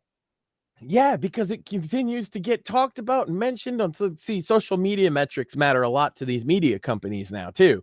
So it might not draw ratings necessarily, but if it's getting them talked about on social media, they're going to lean into it. And unfortunately, it did draw them ratings this year. Of course it did. And my God, people because dumb little white girls didn't want to watch the Super Bowl necessarily before, but Taylor Swift is on. Of course.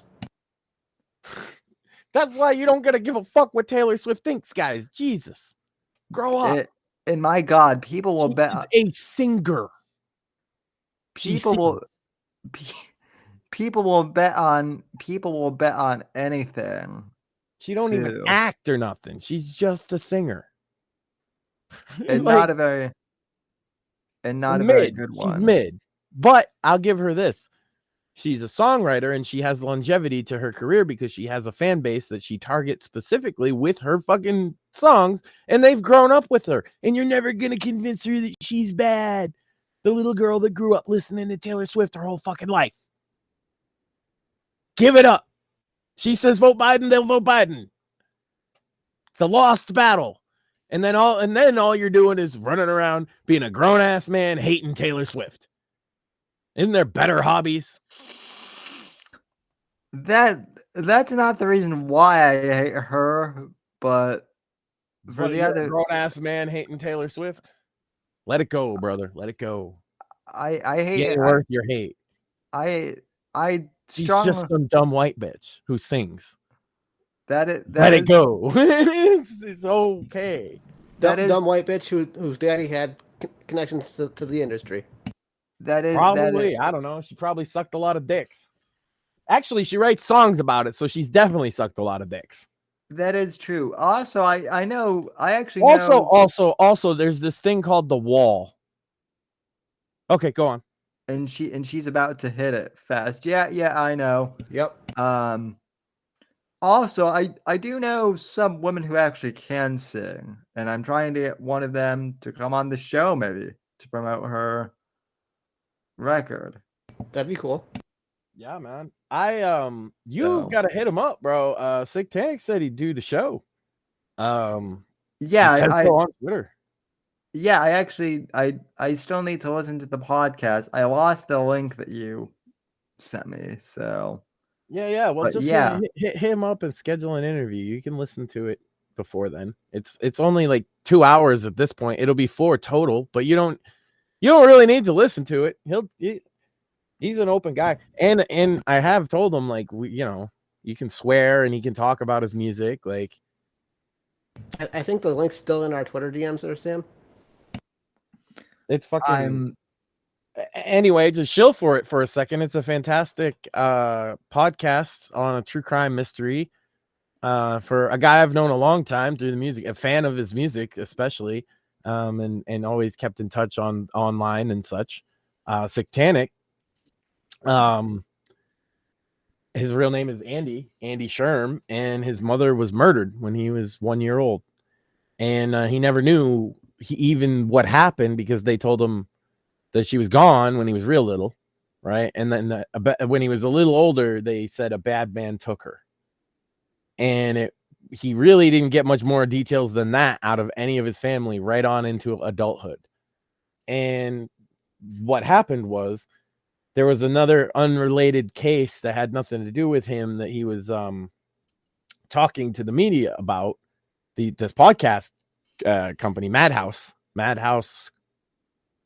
Crime, I think it's called. I'll have to double check. I'll tweet the link back out to. It's fantastic. They did a fantastic job, and they really helped this guy out.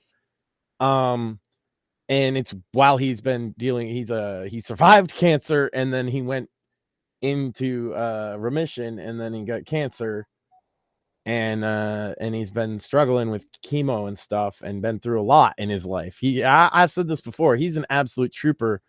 And even getting dealt a bad hand, he turns it into a win. And this seems to be that too, because he mentioned offhand his mother's case to them when he was talking about the other one. And they hadn't heard of it. And there's not very many unsolved homicides in the U.S. that haven't had a podcast on them, right? And it turns out that there's a lot there, and that the police, for whatever reason, I don't want to spoil too much, but when they did a FOIA request, usually in a case like hers, there's not much, because it was in the 80s, and she was a sex worker, I guess is the appropriate term. I do want to be respectful to his mom. But she was not looked upon nicely by the PD, and just kind of swept. Oh yeah, another dead one, right? And Right. But there's a whole reason that it's not just that, and it never was. And it might make you angry with the system in some ways. And that's probably why I connected with him through his music, because I have the same kind of anger towards the system. And you can relate to stuff like that. Like, he didn't know, so neither of us knew much about the murder, but I knew that his music was something I connected to, because I'd had dark experiences much like he had in life. And it is dark music, don't get me wrong. A lot of people wouldn't like it, especially if you're Christian.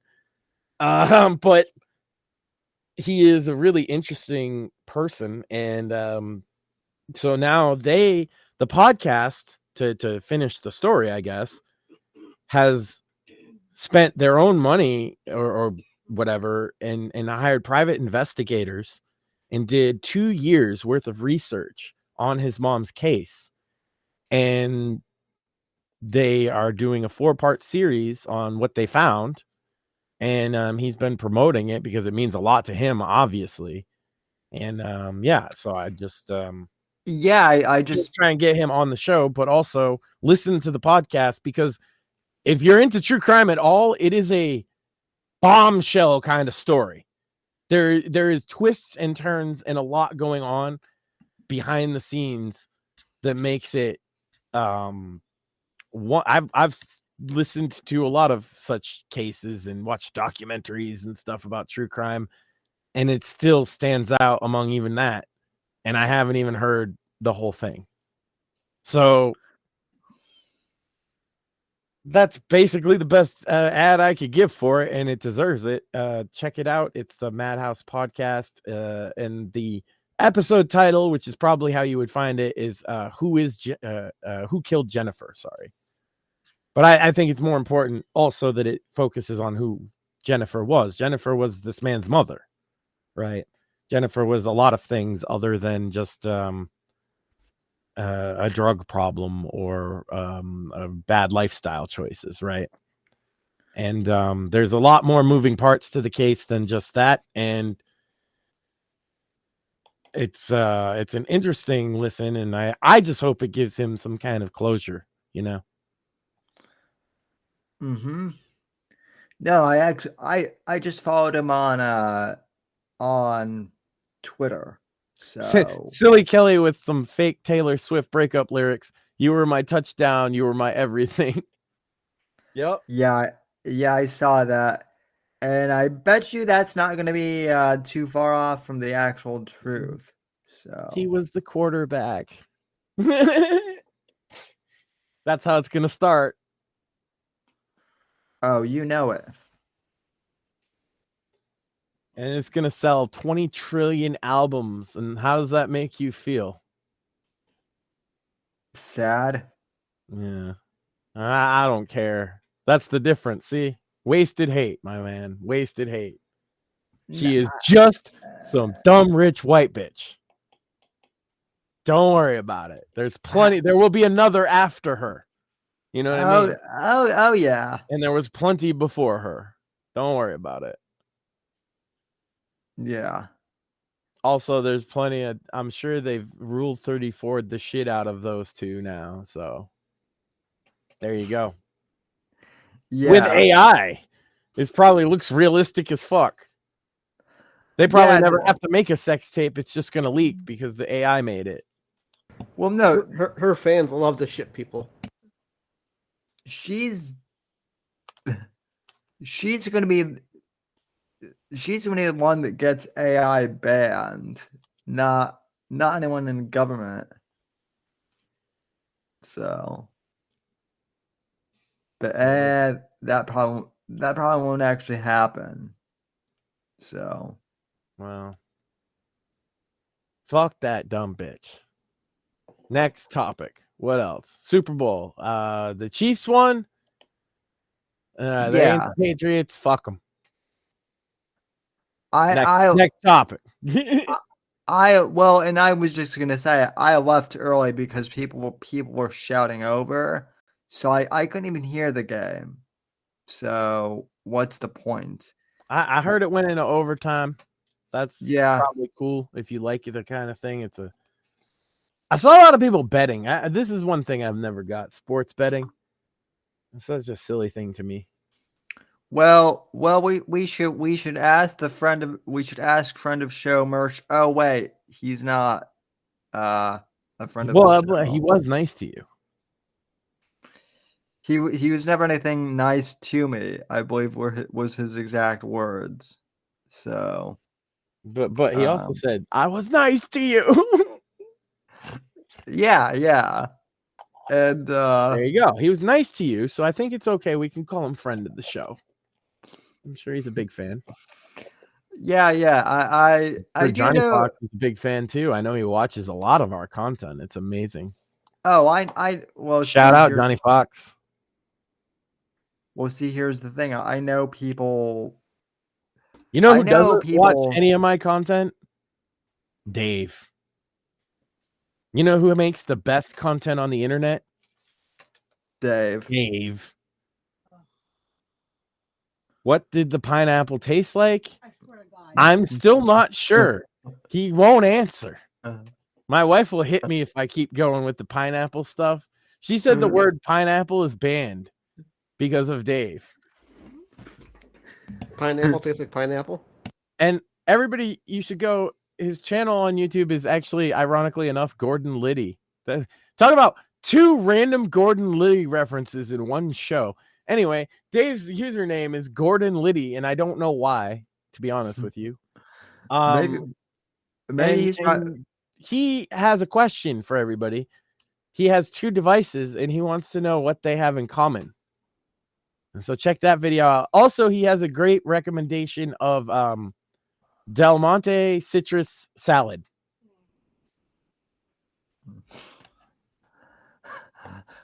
Okay, so he's a culinary expert. What was the last review he did that was his fucking good shit? It was something like, it was like strawberry kiwi juice.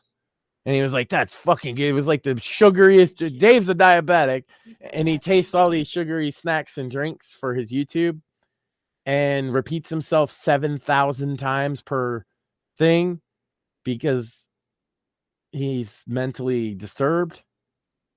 I don't know how to explain Dave. Just go watch Dave. And had a paper towel underneath his watch. And he had his watch on, right? And underneath his watch, he had a paper towel, like wrapped underneath. Why? Interesting. Dave, why? Why the paper towel, Dave? Hashtag Dave, why the paper towel? That's what Dave would do. He would hashtag a really long and cumbersome phrase and ask people to get it trending. But the difference is, like, he thinks that people will actually do that. I definitely don't think people, they might do it in the chat just because I said it, but they won't actually go on Twitter and hashtag Dave, why the paper towel, Dave? Hashtag paper towels. Hashtag Dave conspiracy. I think it's because my wife said this. It might be because he's allergic to the strap of the watch, because sometimes they have cheap material. And so instead of getting a new watch strap, he wraps a paper towel around to keep from getting a rash. Oh, that's interesting and could be the case. But it could also be that Dave is a schizophrenic. And so maybe there's something else. That could also He very might well not be. want the electromagnetic waves to interfere with his wrist. Oh, geez, he's one of those people. Sometimes, if he's not on medication. That's why I worry about Dave. One time he thought the moon was a UFO for deadly serious, and that it was looking at him through his window. Well, he wasn't wrong about that part. The moon was looking at him.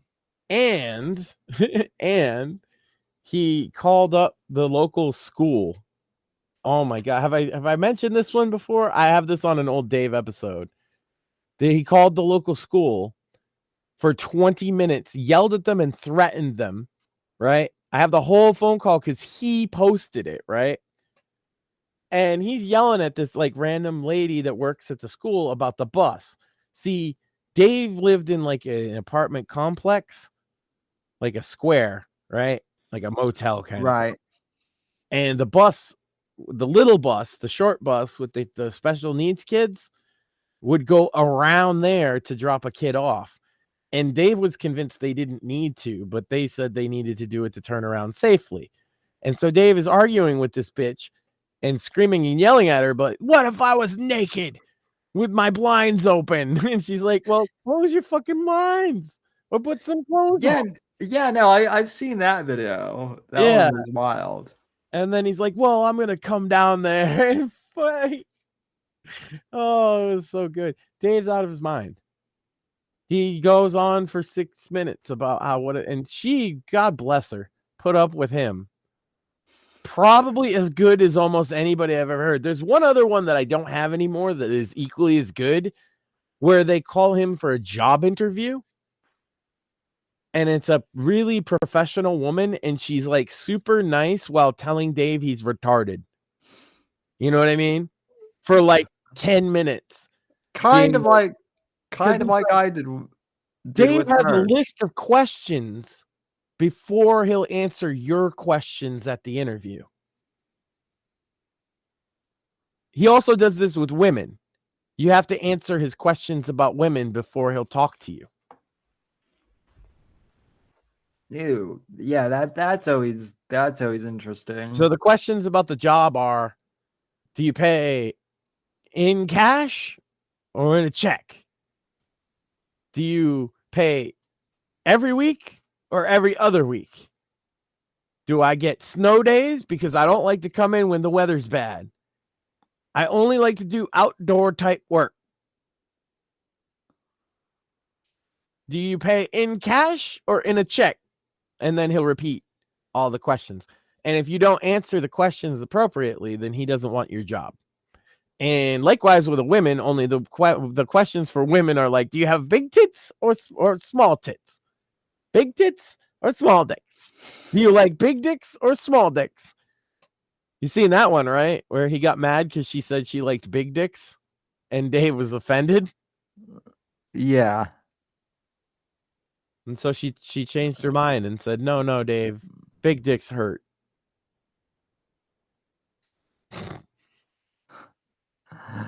Dave seems like he could be a bit lovable with all his content. He is. Well, but right now is the best part, right? Because I'm going to do an episode on this, so this is kind of promoing for that, to be honest with you. That's my next... Fuck Johnny Fox. He's not funny. Not on purpose, not on accident anymore. It's just sad. Dave needs to be in the spotlight because this season of Dave has been Dave in New York for as long as I've known him. The 10 years that I've been following this fucking retard. He's been Dave in New York. That's what he calls into shows as. That's what he calls himself. Or Hudson Valley guy. Either way, he is defined by being in Hudson Valley, New York. That is his everything, right? Right, yeah. And this season of Dave is Dave in New York in exile out of New York. Ooh, dun, And dun, he dun. does his normal, retarded, weird, autistic videos, right? And he's like, what does the pineapple taste like? The pineapple tastes like pineapple. The pineapple tastes like pineapple. What does the pineapple taste like? The pineapple tastes like pineapple. And you're like, shut the fuck up. But for some reason, it's still funny. I don't know. But then, in the midst of all his normal chicanery, with his radios and all his weird stuff he has going on in his new apartment, he does weird shit like, I'm going to heat my house with my oven open. I'm so smart. Y'all are going to have to pay high energy bills and I don't have to. And it's even warmer. It's 83. He was bragging how smart he was. And then he ran out of fucking oil.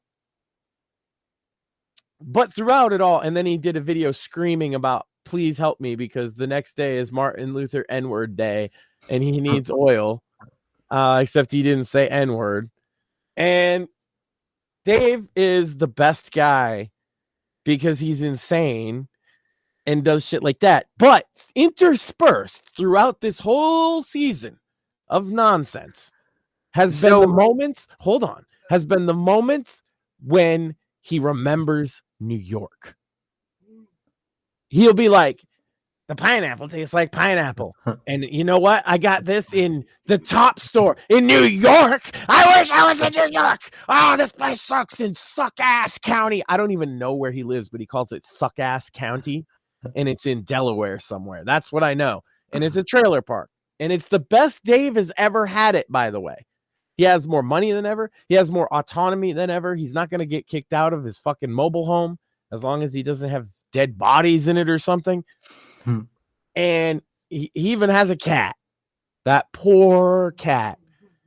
But every now and then it slips in that he's not in New York anymore. And it really is like the Wizard of Oz in some ways. He chases an old woman around at a gas station when it closes because he wants to pump first and then pay. Mm-hmm. And he stalks her for months on video. Just he goes around the store and he's like, this old lady Janet, if she would let me pump first. And then when they reopened the store, he went and he found that same bitch worked there again for some whatever the reason. And he was like, "Can I do it anymore?" And she said, "No, because it's a new system." And he like had a meltdown because otherwise in New York he could pump first, you know? Well, you know, maybe Mersh could save his cat. He's got 3 of them. Yeah, but Dave only got the one, and it's an outdoor cat, and it's not really even his cat. It came with the house. So I think that cat's fine. Dave, like you don't get to become a cat person until you have 3. That's when the toxoplasmosis levels get to such a point that you start wanting more. I'm not kidding. This is science. Unless you are extremely clean with your cats, right? And most people who have more than 3 aren't. But you can manage 3, but you have to be on point with it because and you have to not maybe even wear a mask when you clean their shit sometimes because that shit will creep in and it literally the all it really does is make you want more cats. It's actually part of their survival strategy as a species to make humans infected with toxoplasmosis so they want more cats. And that's how you end up a cat lady. 3 is the limit. You can do 3, but you've got to be clean. If you go beyond 3, you might as well just become a cat lady. You might as well just go the whole 9 and get like 20. Interesting. 4 is the same as 20 cats. Yeah. And this is why I'm a dog person mostly. Me too. Well, I'm allergic to cats, so I might be a biased source for all of this. No, I'm also allergic to cats. But No, you won't. See, Silly Kelly says, if that ever happens to me and I am infected with the Gandhi, I will behead all of my cats. I will not be a tool of the parasite. Here's the problem. No, you won't. Because you'll love them so much and you'll just want to hear them purr. You'll just want to hear them purr forever. Yeah. Yeah, even your brain, Silly Kelly, will be taken. One cat is enough to get you sharing memes and cat videos, right? 2 cats. 2 cats, it starts to become your personality a little bit. I don't have a cat, and you are a cat. Share cat memes. 4 cats, and you are a certifiable cat lady. Wait.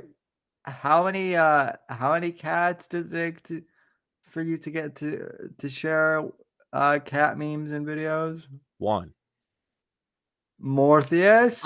I have 0 cats tonight, and I share cat memes. And you share cat memes. Yes. I share cat memes all the time, and I have no cats. Oh, you have no cats. Okay. I thought you were denying sharing the memes. I was like, no, you share them all the time. No, I love my cat memes. I just have 0 cats at my house. Yeah. No, I'm saying, but like one will make a person that otherwise wouldn't share cat memes. Just 1 cat. But that's not that bad, right? 2 is where they start to become like annoyingly cat person-y, but not. You wouldn't cut somebody out of your life over it. You're not going to call for an intervention, but it starts to creep into their personality. 3, it becomes their personality. That's the stage Mersh is at. Right? Yeah. His personality is he's Queen Mersh of the cats. You know, speaking of that, right now on Pod Awful or tonight, I missed it because our show is more important, obviously. But they were doing Minnie Manson as the fucking guest host, and I really want to go back and watch that when we're done here because it's probably going to be great. And by great, I mean awful. I was just introduced to Minnie Manson, and I just don't get it.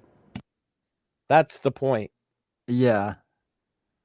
Well, Shmuley claims to get it, but then Shmuley is Shmuley. And he's easy to fuck with, and he'll have a complete breakdown and cry in a total like dramatic hissy fit, and he'll hate you forever. And then like 5 minutes later, he's gonna come crawling back to tell you he loves you.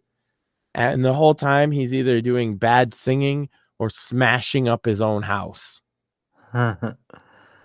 or drinking in the dark. Isn't Mini Manson the guy that like Shmuley had as his Twitter? That's his Twitter picture, Mini Manson. I was gonna say He was friends with Mini Manson before, but then somebody tried to like make Mini Manson their goon, so to speak, and he stopped talking to us. Yeah. He blocked me. I wasn't gonna do a cringe coffee house on Mini Manson. I can't use a pot awful goon. Do you know how fucking tasteless that would be? I know people do, but like that's a pot awful original goon. You know what I mean? Not even like Mersh. Mersh is Mersh, right? I could talk about Mersh all I want, but like pot awful's goon, yeah, Mini Manson is pot awful's goon for sure. People tried to poach him.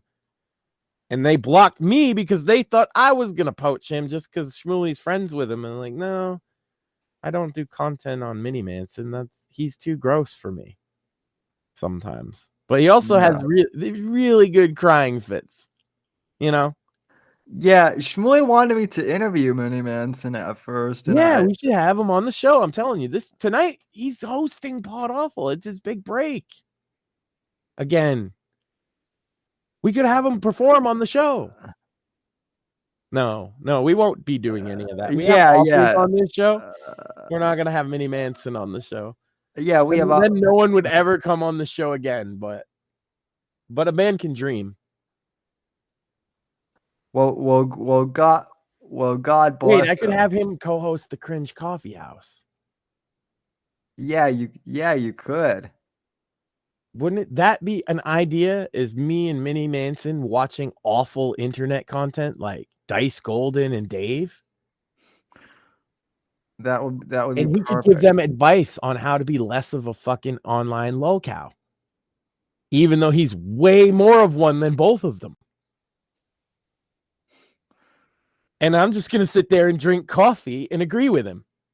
That would be awesome. Yeah, I could totally see it. So he could be a permanent co-host of the Cringe Coffee House. He would be the perfect co-host, actually, now that I think about it. So yeah, that sounds good. So he is cringe incarnate. Anything any other topics on the docket? Let's see. We covered Russia, we covered Vince. We did video games already, and we even did some, neither us paid any attention to the Super Bowl because fuck the NFL. Fuck the NFL. I said it, so I don't have anything else unless you do. What do you think about WrestleMania, Sam? Are you a Cody crybaby? Or are you Team Rock? Where do you stand, Sam? I'm Team Rock, even though Mortheous. If I have to pick a team, I'm Team Rock. But I quite honestly don't give a fuck. Yeah. So no Cody crybabies in the house. Isn't that interesting? They seem to be so popular. Maybe it's the kind of people that would like buy a ticket to a show. I don't know. Anyway. I guess that's the match. Yeah. Just figured I'd ask because that's the big thing around wrestling besides Vince McMahon's dirty DMs. And by the way, stop watching porn, you fucking degenerate.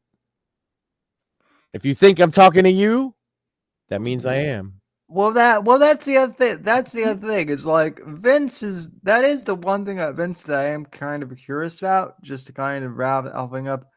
Like Vince is rich enough, right? Theoretically, that he could like, and I hate to say this derogatorily, but like he could pretty much like buy any pussy that he wanted, right? So why does Vince have porn brain? It's not like because the boomers do that. I'm telling you, these guys like in their middle age, promoter brain that he has. The guys in middle age that get into the fucking porn on their phones, it's just because the convenience of it, right? and then they get hooked. It's just about, I think I'm talking about addiction, and I was using it as a vehicle to say, if you think that you might have a problem with porn, you do. Knock it off. That's the best I can do for you. I can't direct you anywhere to get help. I just knock it off. Go to NoFap on Reddit or something. I don't know. You'll get a bunch of awful information over there, I'm sure. Yeah. Don't go to the Tate brothers either. So Yeah. Just have some self-discipline, and fucking, if you fucking looking at some weird shit, ask yourself why. How did you get there? You know? Where did you start?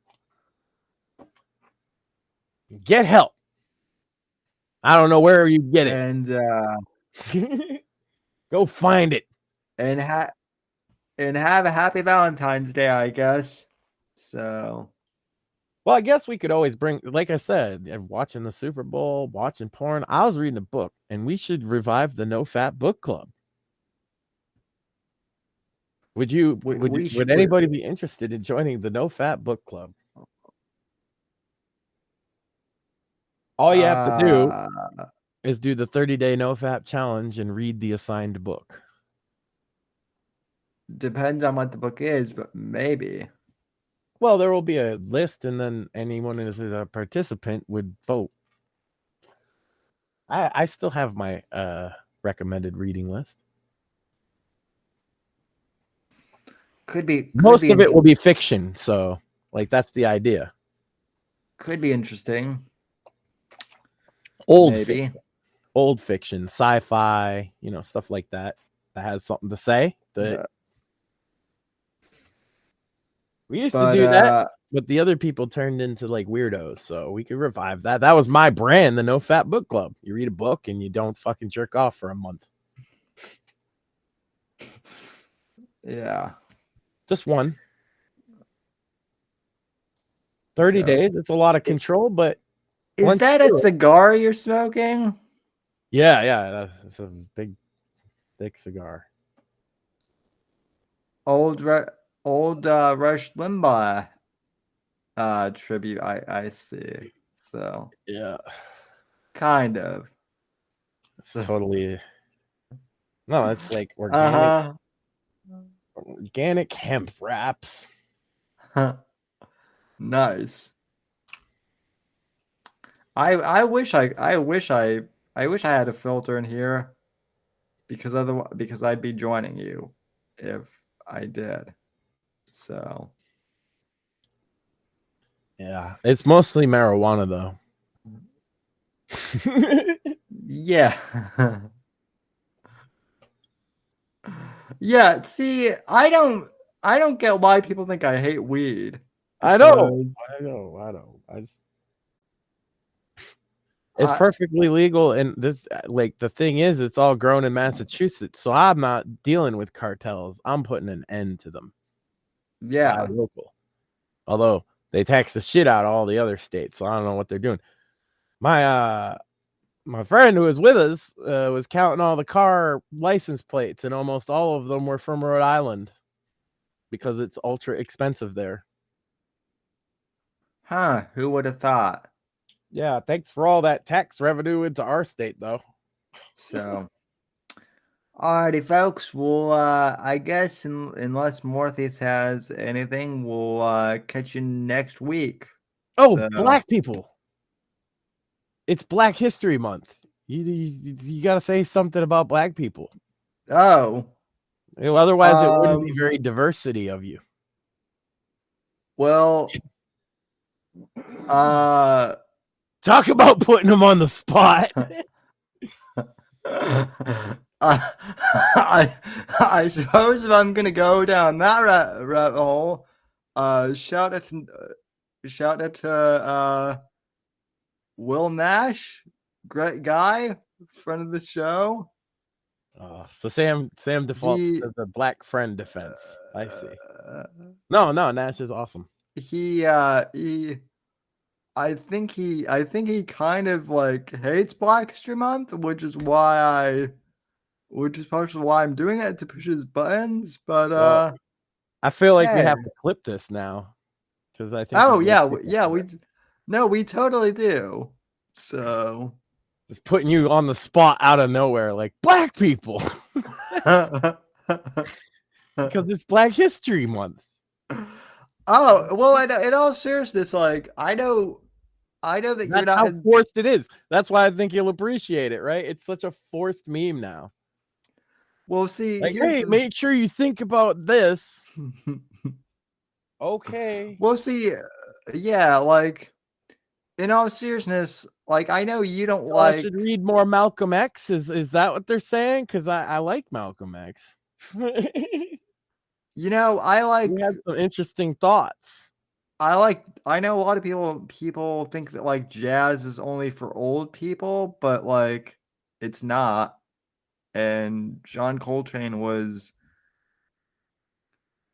is my favorite saxophonist. Oh, well, when you go with like music, you can't skip. If you really love music, you can't skip over the blues, and like you have to give that. That's like all black. Very few white guys were doing the blues back in the Dixie days. There's so few recordings of original shit, but it's hey, it was basis of like all modern contemporary music, right? So you got to give it up to the blues. Hey, it was 2 years ago this month I saw Buddy Guy in concert here in Florida. So, and most of them were doing jazz too, because that's where the money was at, right? Blues was what they did for the fucking black audiences who were like down on their luck, and then they'd all play in jazz bands because like you got to make money. It was the Depression and shit. Yeah.